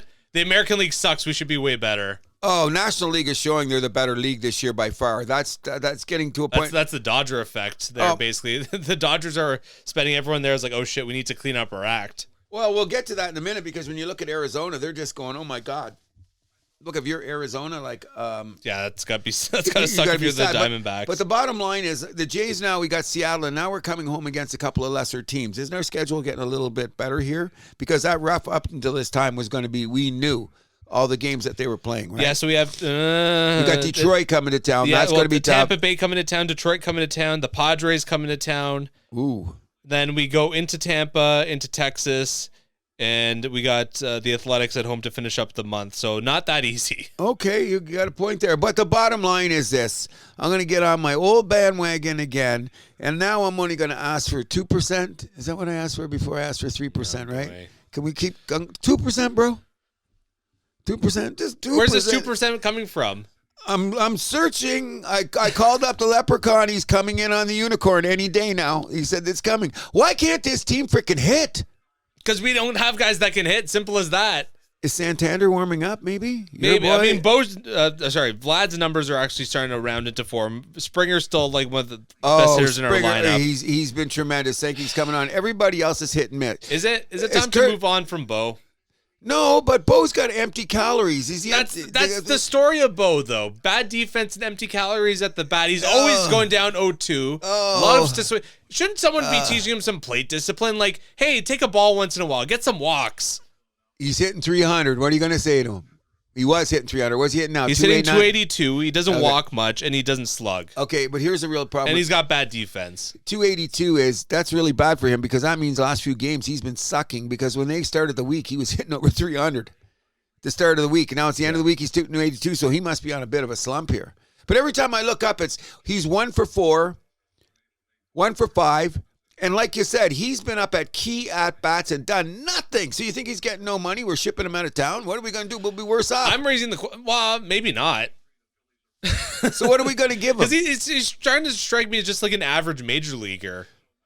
He's not supposed to be that. He's supposed to be above average. That's my point. Are you going to give the money to a guy that's just average? Okay, so what are we going to give him? $20 million a year? I don't want to give them that. Gonna have to. Oh, he's gonna get something. If he ends the year, I don't go let someone else pay him that money. Let him go to the Dodgers. That's the rumor, right? Maybe it'll be better for them. I don't know. Oh, he's not going to the Dodgers, is he? I don't know. They seem to like him. Boy, they're gonna make him a second baseman then. Doesn't sound like it. They're gonna make him a left fielder. And whatever. He still can't make the throw from the hole. You're right. It just sometimes when he goes deep, you just see it, and then you hope that Vladdy bends his knees enough to catch it coming off the dirt. And sometimes it doesn't. It goes to the side, and the guy goes to second base. They score a run, and Bassett blows a gasket. That's another weird guy. He was so typical of himself the other night in the winning game. Gives up 2 in the first. Gives up 2 in the second. Throws some horrendous pitches. He let one go, and I said, oh, shit, don't look bang off the wall. 1 left the yard. And then he throws 4 perfect innings. You know what I mean? Yeah. Buddy, if it's not working, don't try it again. Got 9 pitches, use 3 that night. You know what I mean? Because he just can't stop himself. And I think Gosman's okay, He had that one rough start. I think our starters are okay, like especially like the big 3. Like Gosman Yeah, Gosman, Brios, and oh my God, what we just said him. I'm blanking. Bassett, thank you. Francis has been okay. It's his last couple. He's been. Yeah, I know. You know what I mean? And then our bullpen seems to be breaking down at the wrong time. Okay, can I say one thing about the bullpen? And I don't give a shit what everyone's saying. Oh, they're used too much. Wait a second. I don't know if it's used too much. We're only in May. We're going to be in July. Armless? Yeah. Oh, God. I'm getting worried. Well, you know what? I don't think we should worry that much because I've been doing my weekly look around the league. Who's got a whole bunch of starters? Nobody. And we're still below them. Because we can't hit the 3% more. The only team that's doing what we're doing, like what we've been trying to do or said that could be doing, we're in their building right now, and that's Seattle. But here's the thing about Seattle. Didn't they just go above? They're now plus. They're leading their division. They're actually a good team. They're damn good. But, I mean, way back when they played us and beat us at home, their trajectory was the same. Can they hit a little bit more and have the good pitching? Well, their run differential is way better than ours. And you know what? We were about even back then. We're only they've scored over 40 runs more than us so far. And most of those got ahead of it has been since they've left Toronto. Because remember at the time you checked the show, checked the tape, we look at the numbers weren't that different between Seattle and Toronto. And look what's happened since then. Well, the Jays' big problem continues to be they can't hit other teams' bullpens. They'll get other teams' starters early. But then after that, once we get to the fourth, fifth innings, the bats go to sleep. Yeah, but we did have a late inning win, didn't we? Against Boston earlier. A broken clock is right twice a day. Okay, then maybe we had that. We had the 2 times it came up right, whatever the case may be. Am I concerned about freaking the Blue Jays? Yes. Oh, yes, I am. Not only that, I don't think that we have this vaunted defense that everyone's talking about. Our outfield's solid. Everybody can catch out there, and everybody can throw.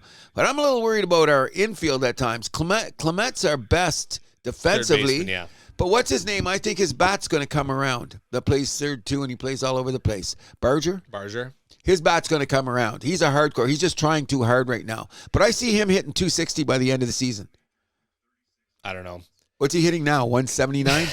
You think his average is going to go up that much? Yeah, because he didn't start at the beginning of the season, so he's got to, if he doubles his at-bats, he'll be up to 230. I think he's going to be fine. He's at 222. Okay, so he's ridden. At the beginning of the week, he was 179. Okay, we'll see. What's he at, 222? 222. Okay, that's good. That means he's been hitting lately, so I like that. He could go up. He can hit for power. Oh, by the way, do we have any power on this team? No. I think we're the lowest are we the lowest home run hitting team in the league? We're pretty close. Got to be. We're pretty damn close. Let me look at the stats on that quickly. It's just it's sad. It's very, very sad, but I think that we I know we got home runs were tied for 28th. Okay. So who's worse? I don't want to know. Pittsburgh maybe. Yeah. Pittsburgh, the White Sox, whoever it may be. Colorado. Yep. Yeah, that's what we shouldn't even be talked about. Look what the teams that we just mentioned, and we're down in that gully, and we're MLSE, or we're Rogers, we're the Dome, we're the baseball experience. We got a baseball audience. We're a world-class city, and we just started talking Colorado, Pittsburgh. Not good. No, it's horrible. And down the road, 3 hours away, we got the Detroit Tigers, who seem to have figured it out in their same rebuilding time over Toronto, since they've made the playoffs before and they come around now. You know what's the most worrying thing about the Blue Jays for me, though? How long is it before the locker room starts to get divided where the pitchers are like, we're doing our parts. Oh, that's matters coming. Where you've been. Oh, that's rearing its head. That's already rearing its head at times. You know, they're saying that. But then again, we haven't had as many quality starts as I thought we were. I thought we were top 10 in the league in quality starts. We're about the middle of the pack, considering the pitchers that we have. But the first 20 games, we were a little higher. But in these last bunch that we played, not so much anymore. Like, look, if Francis went out with 4.2 innings, that's not a quality start. No. Brios gave up 5 runs in so many innings. That's not a quality start. That game that... Bassett pitched. He gave up 6 runs, and because what is it? It's got to be 3 runs in 5 innings to be a quality start. I believe so. Yeah, to get 3 runs or less in 5 innings, you got to or 6-4 in 6 innings or something like that. No, 5 and 3. You're right. Yeah, so you got to do that. So we haven't even. I thought, we'd be leading the league in quality starts. Well, it's still early. What do you mean it's early, bro? We're at the quarter part of the season. We're at 40 games. Okay, but the pitching hasn't been the problem, though. So do you think we can get 3% more hitting? No. I told you, I think that theory's nonsense. So then that means that we're going to be crying like little bitches for the rest of the baseball season. You can cry. I'm just going to be upset. I'll be bitching. Like, I don't like this. Like, I like baseball a lot, bro. And we're going to get to Joe. We were talking about in the neighborhood here. Yeah. If we get to the All-Star break and we're irrelevant, I'll be pissed off. It's going to be a long summer. Yeah, I don't want that, though. And we're only 2 games under 500. You know what I mean? Just hit a little bit more. You're right. The longer you go into the season and the more you're under 500, it becomes an issue. Harder it is to come back. I agree 100%, but let's get up there. But the one thing I can't argue with, every day I look at the lineup, and every day I'm looking at the stats, and I'm looking at all the guys, and I'm trying to figure 3% more. I keep saying 3% more. Then I go down the lineup, and I'm going, where am I going to get it? You're right. That's what I'm saying. But Vladdy's numbers are going to come up. Santander's hitting the ball a little bit better. Springer's numbers are probably going to go down, though. Oh, boo. There's a trade-off. I was hoping that you were going to bring that up because I was going to try to stay on the positive side and say, Springer, can you stay where you are? Varsho, I don't think is going to hold it at this rate. Well, what rate is he at? He's going to hit 20 home runs and we're going to do cartwheels and he'll hit 240? Stop it. He's got to hit 260. I told you, he's got to be him and Kirk. One of them's got to hit 260. Do you think both of them are going to hit 260? No, of course not. Then why do we give him all that money? Well, Kirk's a good defensive cat. Well, they're both good on defense. That's the thing. I won't make that noise that I made previously because that's disrespectful, I hear. You know the one from Charlie Brown? Come on. We got that's what we've been hearing for years. It was disrespectful in that other situation. Here it would be... Apropos? Yeah, just okay, maybe a little annoying. Do it anyway. But... Okay, I won't do it. But the bottom line is, let's start talking about the front office now, guys. Mr. Bean Counter, the baseball experience. Come to the Dome. It's like anywhere in America. Well, you know what I think about Atkins, so. I'm just, like I'm saying, I'm getting perturbed when I'm looking at the lineup and I keep coming up with my stupid theory about hit 3% more, and then I go look at the lineup and say, oh, gee, where do I get it from? Yeah. Anything else for the Blue Jays? Teddeman looks like he's gone for the year again. Yeah. I believe. Is he gone for the year again? So we can't even worry about him being a prospect. Manoah, who knows? The 2 guys that we got off the scrap heap for pitching, what do you think of them? Urea and Turnbull. But he pitched okay the other day, but did he get to the 5th inning? We'll see. I'm not going to... I'm not even worried about him either. Like, nobody has 5 starters. We did. Yeah. And shit happened, okay? But and now Scherzer's on the 60 days, so is he going to be even worth anything when he comes back? I don't know. Hoping for the best with him. 60-day DL, bro. That means he can't come back. He's already been on it for what? So that means he's not coming back till at least the All-Star break. Yep. Is it going to be good enough to use him for those last 15 starts to get us close? The Tigers did it last year. Let's not all be doom and gloom because we remember where the Tigers were at this time last year and then the way they came down the stretch and the way they're playing now. Because I'm starting to believe that the Tigers are one of the best teams in baseball. Well, they're the best team in the American League. See what they did in Colorado? No. They lose a game, which I'm shocked they're losing because what's their winning streak now? Oh, no, they won 5. Okay, they sweep them anyways. Yeah, I guess they swept them. It was a game before. Who'd they lose to? The Angels, I think. They lost a bad game to the Angels. Yeah, the first of the series. That makes sense. The first game of the Angels series, they get killed. That was their 5th starter. Yeah. The guy was a bum. I should look up his name. Then they go in the next 5 games. Did you see the run differential in the 5 games? Oh, it's got to be like 3,000. They beat Colorado both times, and it was 11-3, 14-2. Last game that they beat the Angels, I think it was 9-1, 10-2. Like, they're just killing teams because all those guys that were hitting 220 last year are hitting 3% better, and they're all hitting 250, 260. Mm-hmm. I just compare them apples to notes because I always told everybody I'm still a Tiger guy. We have nobody in our lineup that's driven in 20 runs yet. Or did Guerrero go there last night? Did he get enough to go to 20 last night? I don't know. Anyways. Let's check. We got no guys on our team that have 20 RBIs. Yeah, Vlad's at 18. 18, okay. We got nobody at 20. Tigers got 5 and 2 guys at 18 and 19. Okay. Not looking good for the Jays.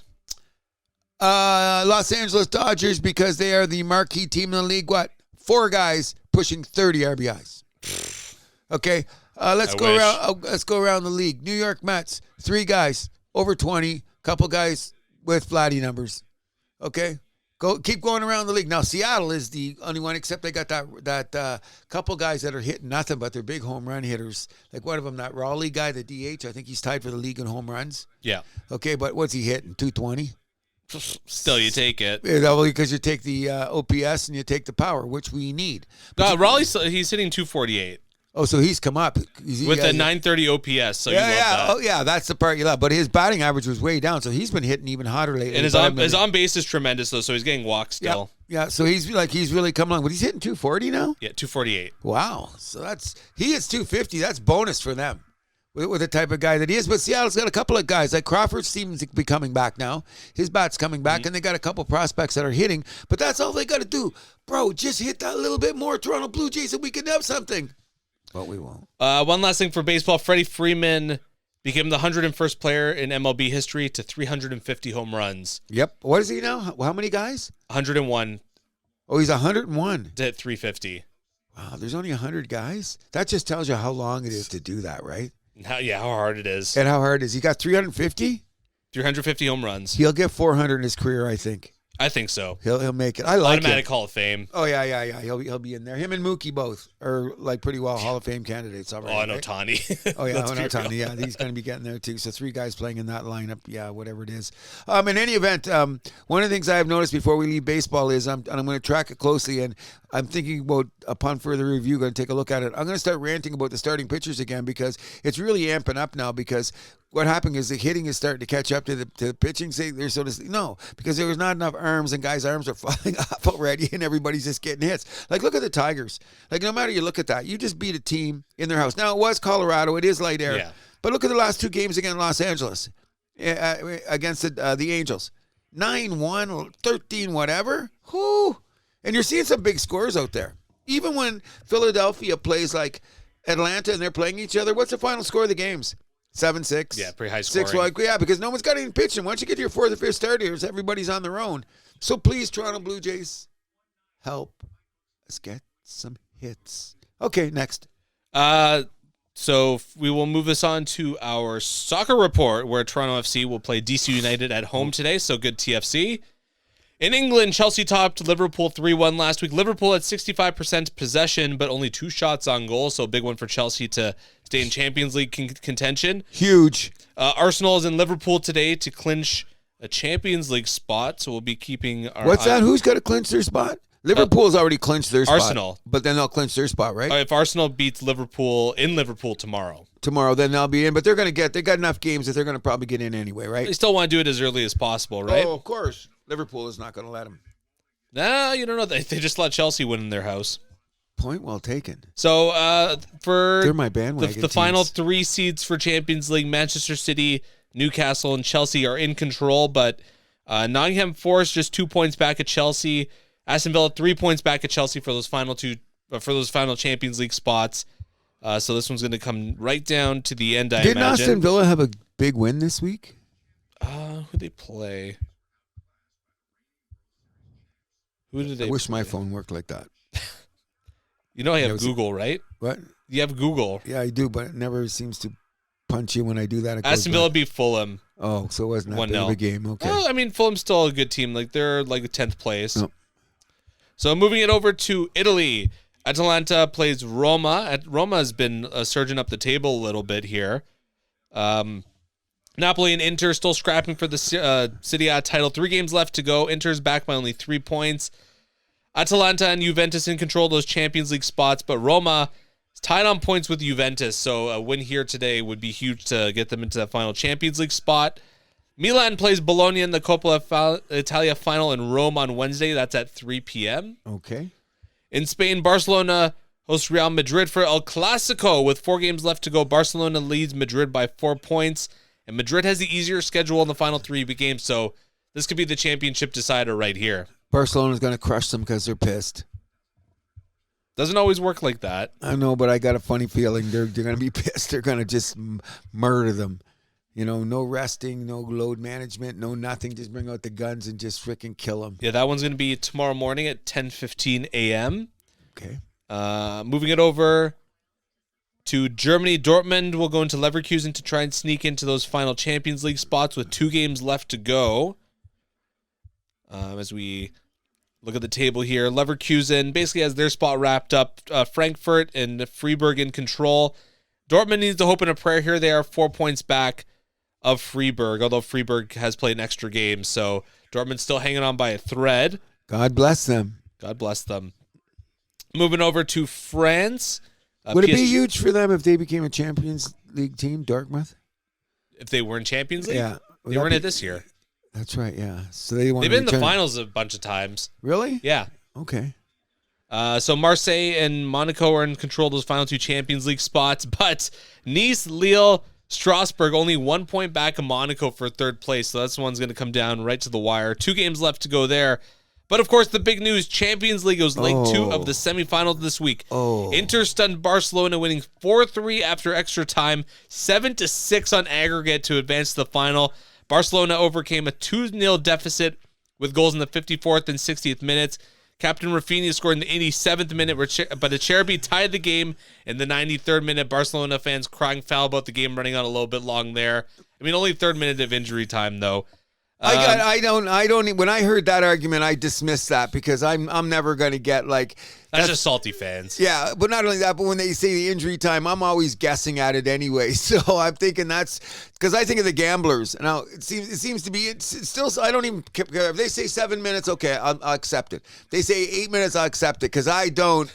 I don't. So when they go, they played a little longer. I don't give a fuck because it's for everyone. It's fair for everybody, right? Yeah. That's how I look at it. Everyone has the opportunity. That's how I say it. However weird I think it is, Cruz go stand in the corner. You're not a soccer aficionado. So when someone bitches about, I think it went a little bit too longer, that's your fault. You should have stopped them. Fuck you. It's good on both sides, right? And then I'm over that a bit. Fratesi, so game went to extra time. Fratesi scored the only goal in extra time in the 99th minute.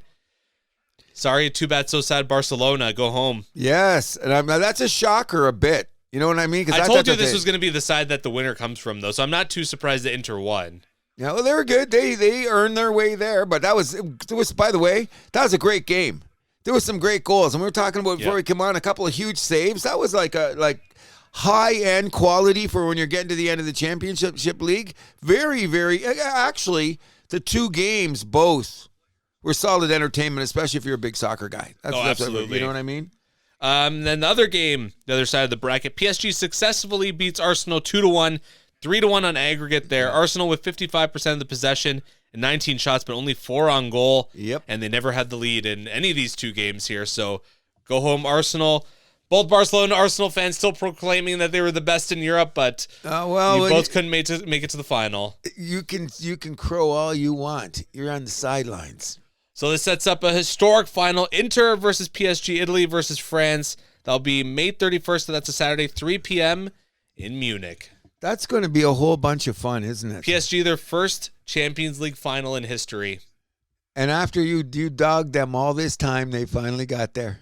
Hey, the last month and a half, I changed my tune, though. I gave them the credit they deserved. Yes, you did. Yes, you did. I was rather surprised to hear it, but since you have, I can't deny that.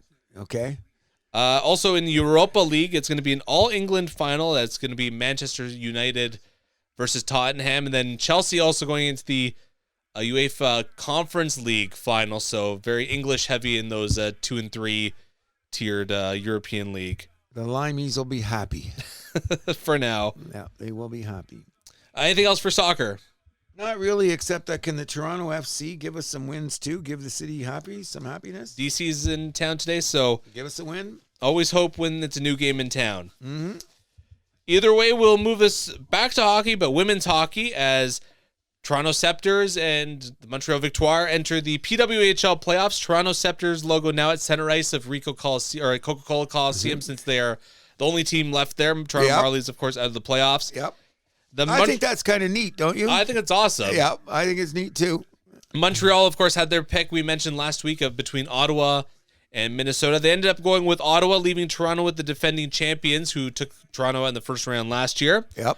Scepters took game 1 over the Frost 3-2. Captain Blair Turnbull scored the opener there. Julia Gosling had 2 goals. Hannah Miller, 2 assists. Kristen Campbell, 24 saves.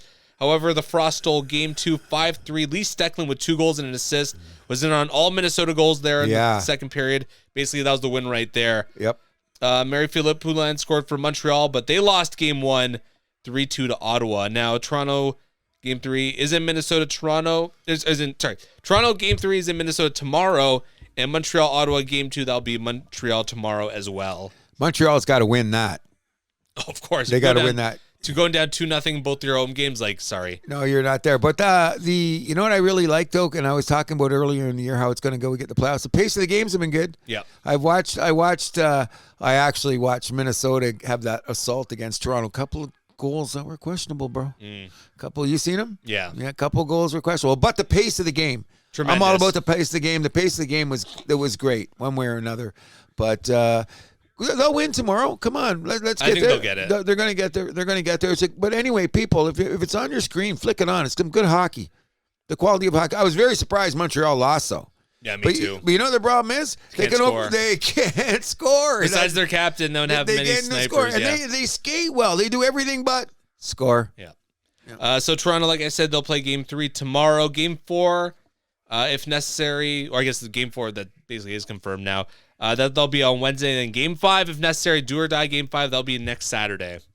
Let's get it over before then. Hopefully. You know, so we can keep that logo at center ice, girl. That looks really cool. And you turn on the game and you see your thing on the ice. That's cool. That's cool. Yep. We'll move it over to our last full segment here, Formula 1. Just 1 second, though. Quick shout out to the girls in the Pro Soccer League. We're not really going to cover it, but they started this week, did they not?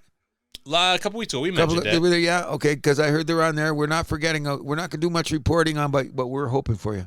Absolutely. Yep. Now we'll move this over to Formula 1, where before we get to the race in the sprint in Miami last weekend, F1 could get rid of the cost cap is one of the big news stories. Ooh, really? Yeah. When did this? It came out last week. I must have missed that somewhere along. That's Red Bull just got hurt on. Red Bull, McLaren, Ferrari. They just lost their freaking minds, didn't they? Mercedes, yeah. Oh, yeah, Mercedes, they lost. Ooh, this could be the caste system. Not that it already is. This is old school F1 coming back at its finest.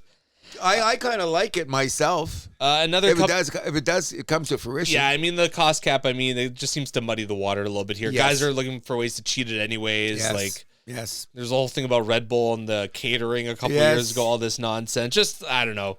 It's F1. It's best when it's elitist. That's what I say. Exactly. So if you're going to be elitist, go all the way or nothing, right? Exactly. Okay. We're on the same page there. Carlos Sainz Sr. Yes. Considering running for FIA president. Yes, I seen that. So, imagine if he does win, his son will win the next 5 championships. But isn't his son thinking about going to Williams? He is at Williams. Oh, he's at Williams. Isn't he thinking going to another team? I don't know. It's tough. No, it's Alonso, I'm thinking. He's going to another team, I think, isn't it? Alonso, I think, might be washed. Is past his best before date, right? Yeah, okay. I think so. Okay. And last piece of news before we get to the race. Omar Safnauer, former team principal of Aston Martin and Alpine, trying to round up investors for a 12th Formula One team. So it could be very interesting. Of course, now Cadillac's opened the door. The rules do allow for a 12th team, so it's only a matter of time before they expand once again. Yeah, well, because they want the even number. It's always going to be an even number of cars, but... Oh, yeah, that's right, because we have the 2 on there, but an extra team, 22, yeah. So they'll go to 24. I think it's just a matter of time. Yep. But in Miami, it was Lando that won the sprint, but Oscar Piastri won the Grand Prix. Another 1-2 from McLaren. They're showing their dominance. George Russell completing the podium, another strong drive by him. Yep. Verstappen 4th, Albon 5th, Antonelli 6th, Leclerc, Hamilton 7-8, Sainz 9th, and Tsunoda 10. Yeah, Tsunoda got a point. One point. On the thing. I really like the Antonelli kid. I'm sorry that he fell down that far. I thought he was going to do better, but the veterans kind of conned him on a couple of places. Inexperience got him. Sprint, especially. Yeah. And then because he was like top 5 in the Grand Prix in the first 20 laps.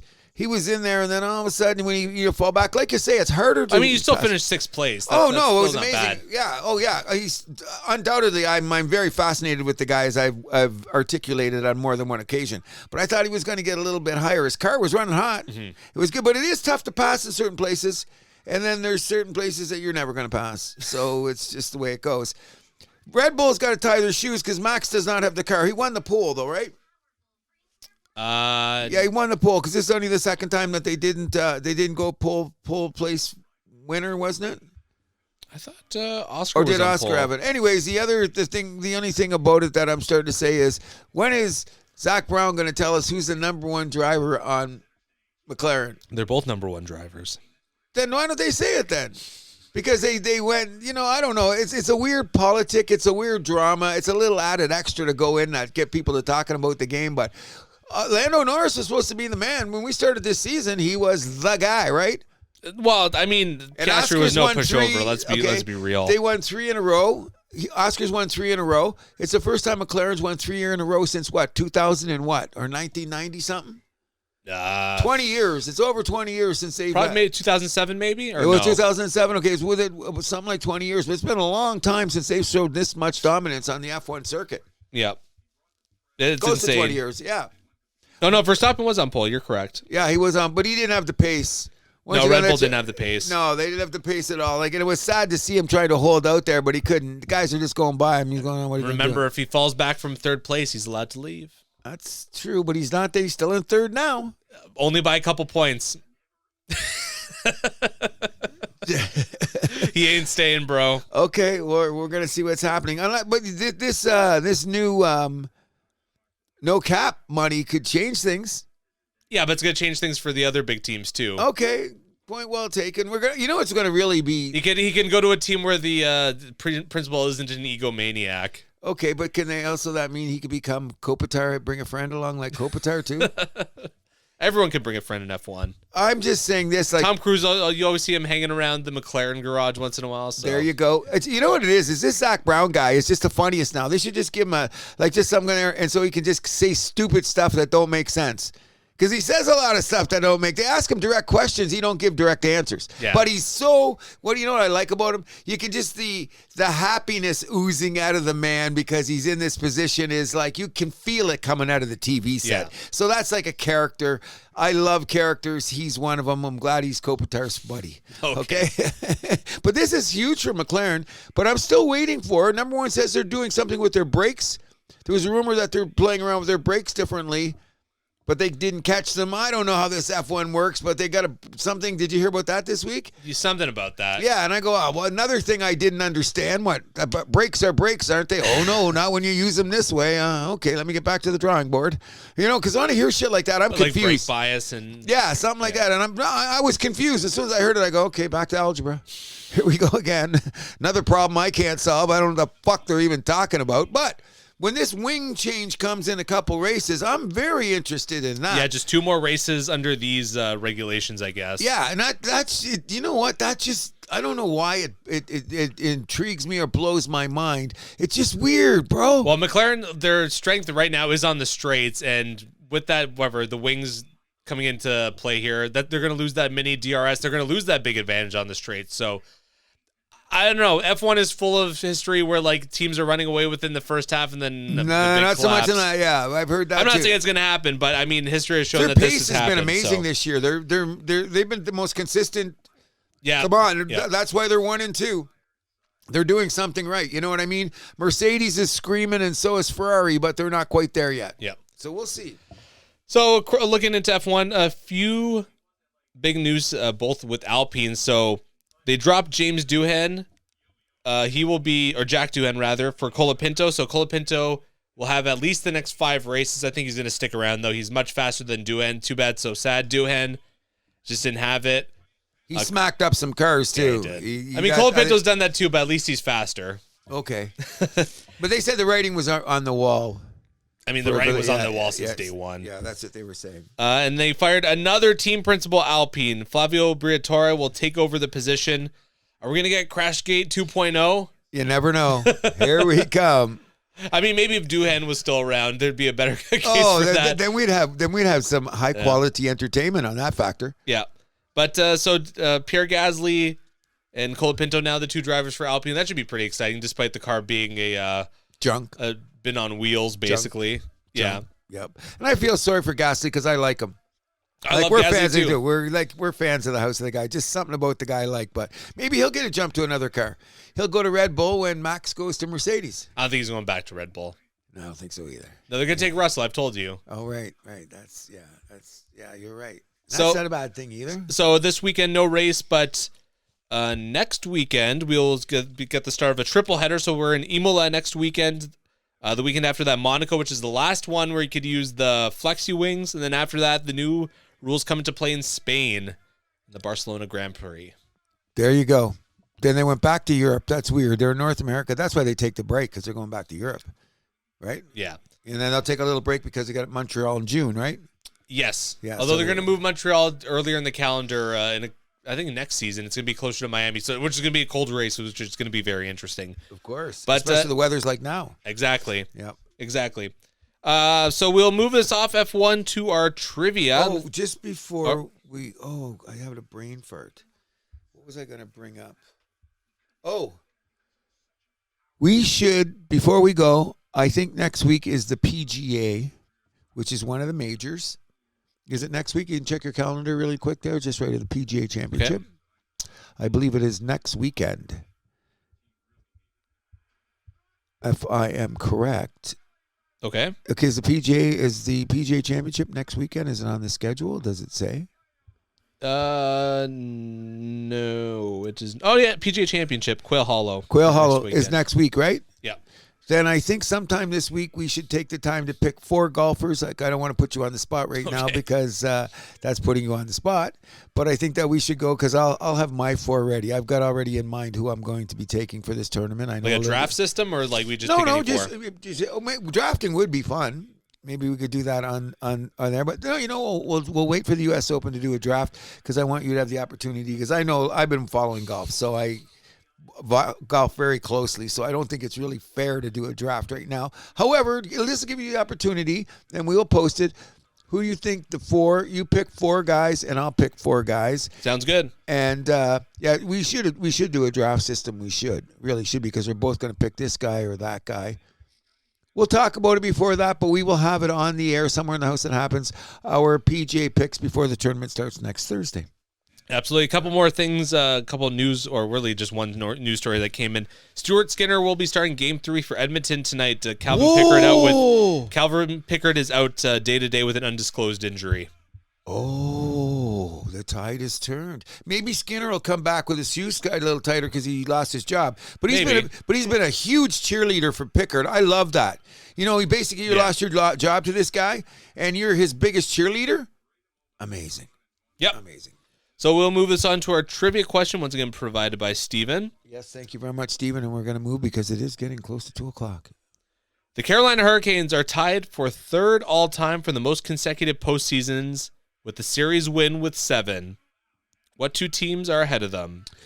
Montreal Canadiens and the New York Islanders. Yeah, it has to be those 2. That's easy. Yeah, I think it is. Are we right? So okay, hold on. So 3rd. It's not consecutive postseason. It's not consecutive series 1. It's consecutive years winning a series. Yeah, consecutive years winning a series. Montreal for sure. Edmonton's got to be 1. No, because they lost in the second round that time. So they won this. Oh, yeah. Okay, so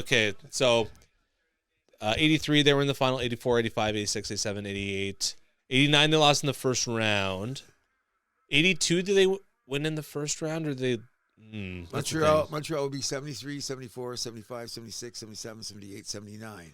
That's 7. No, there'd be more than that.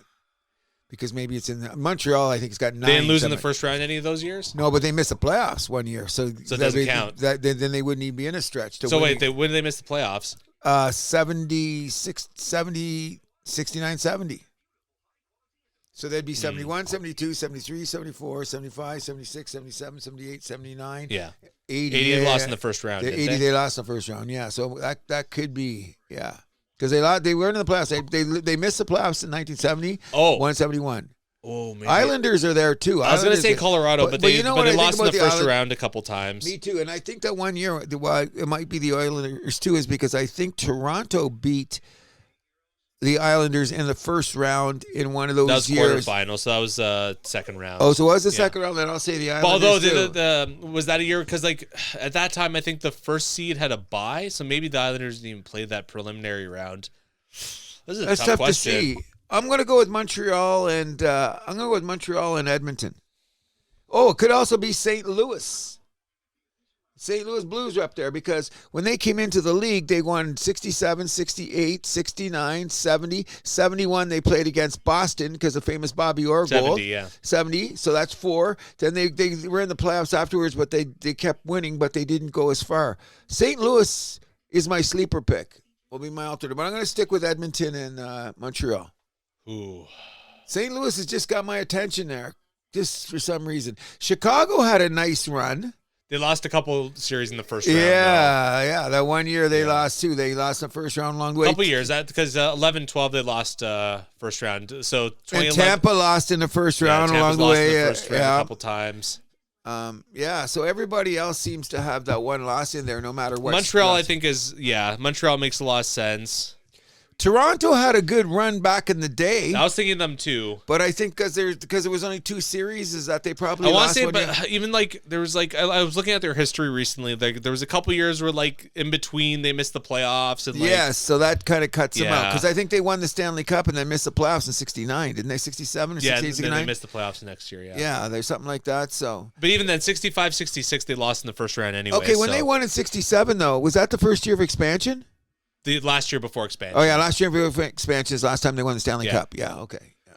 Oh boy, I'm sticking with those two. I'm gonna say Montreal, Edmonton. I'm gonna say Montreal. I'm St. Louis has got me. Edmonton. I'm gonna bitch out on. Okay.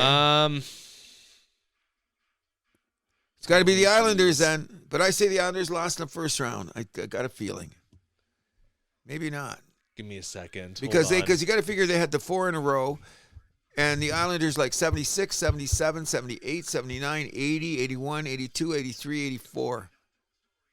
The Flyers. Ooh. No. Wait a second here. 67, 68, 69, 70, 71, 72, 73, 74, 75. Ooh. You might have a point there. And not only that, when they got the Lindros thing, there was a whole bunch of years they won in a row, but not that many. Not that many. No. See, I'm gonna say Montreal and Philly. Okay.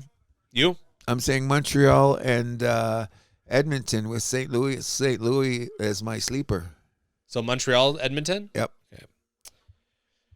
Number 1 is Montreal with 10 from 1960 to.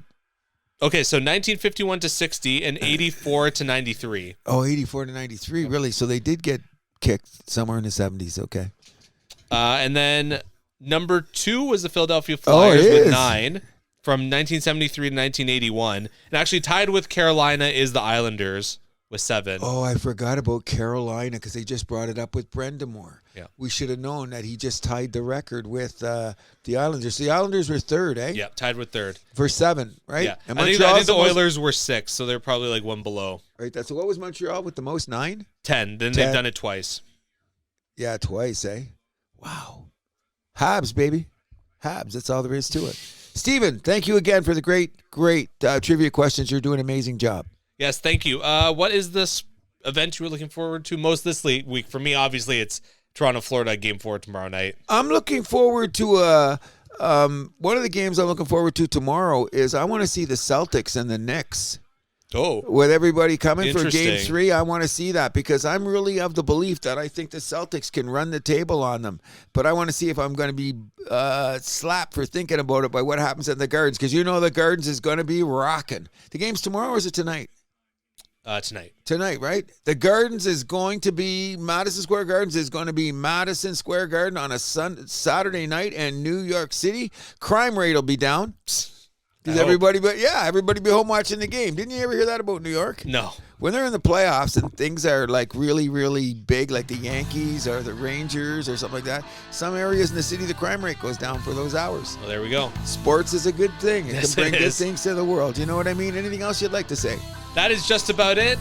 Thank you for listening. Thank you very much. Oh, yeah. There's a couple of people, too, like in my neighborhood. I think his name is Roman. I'll find out. Yeah, you called him out. Okay, but I don't know if I might got the wrong name.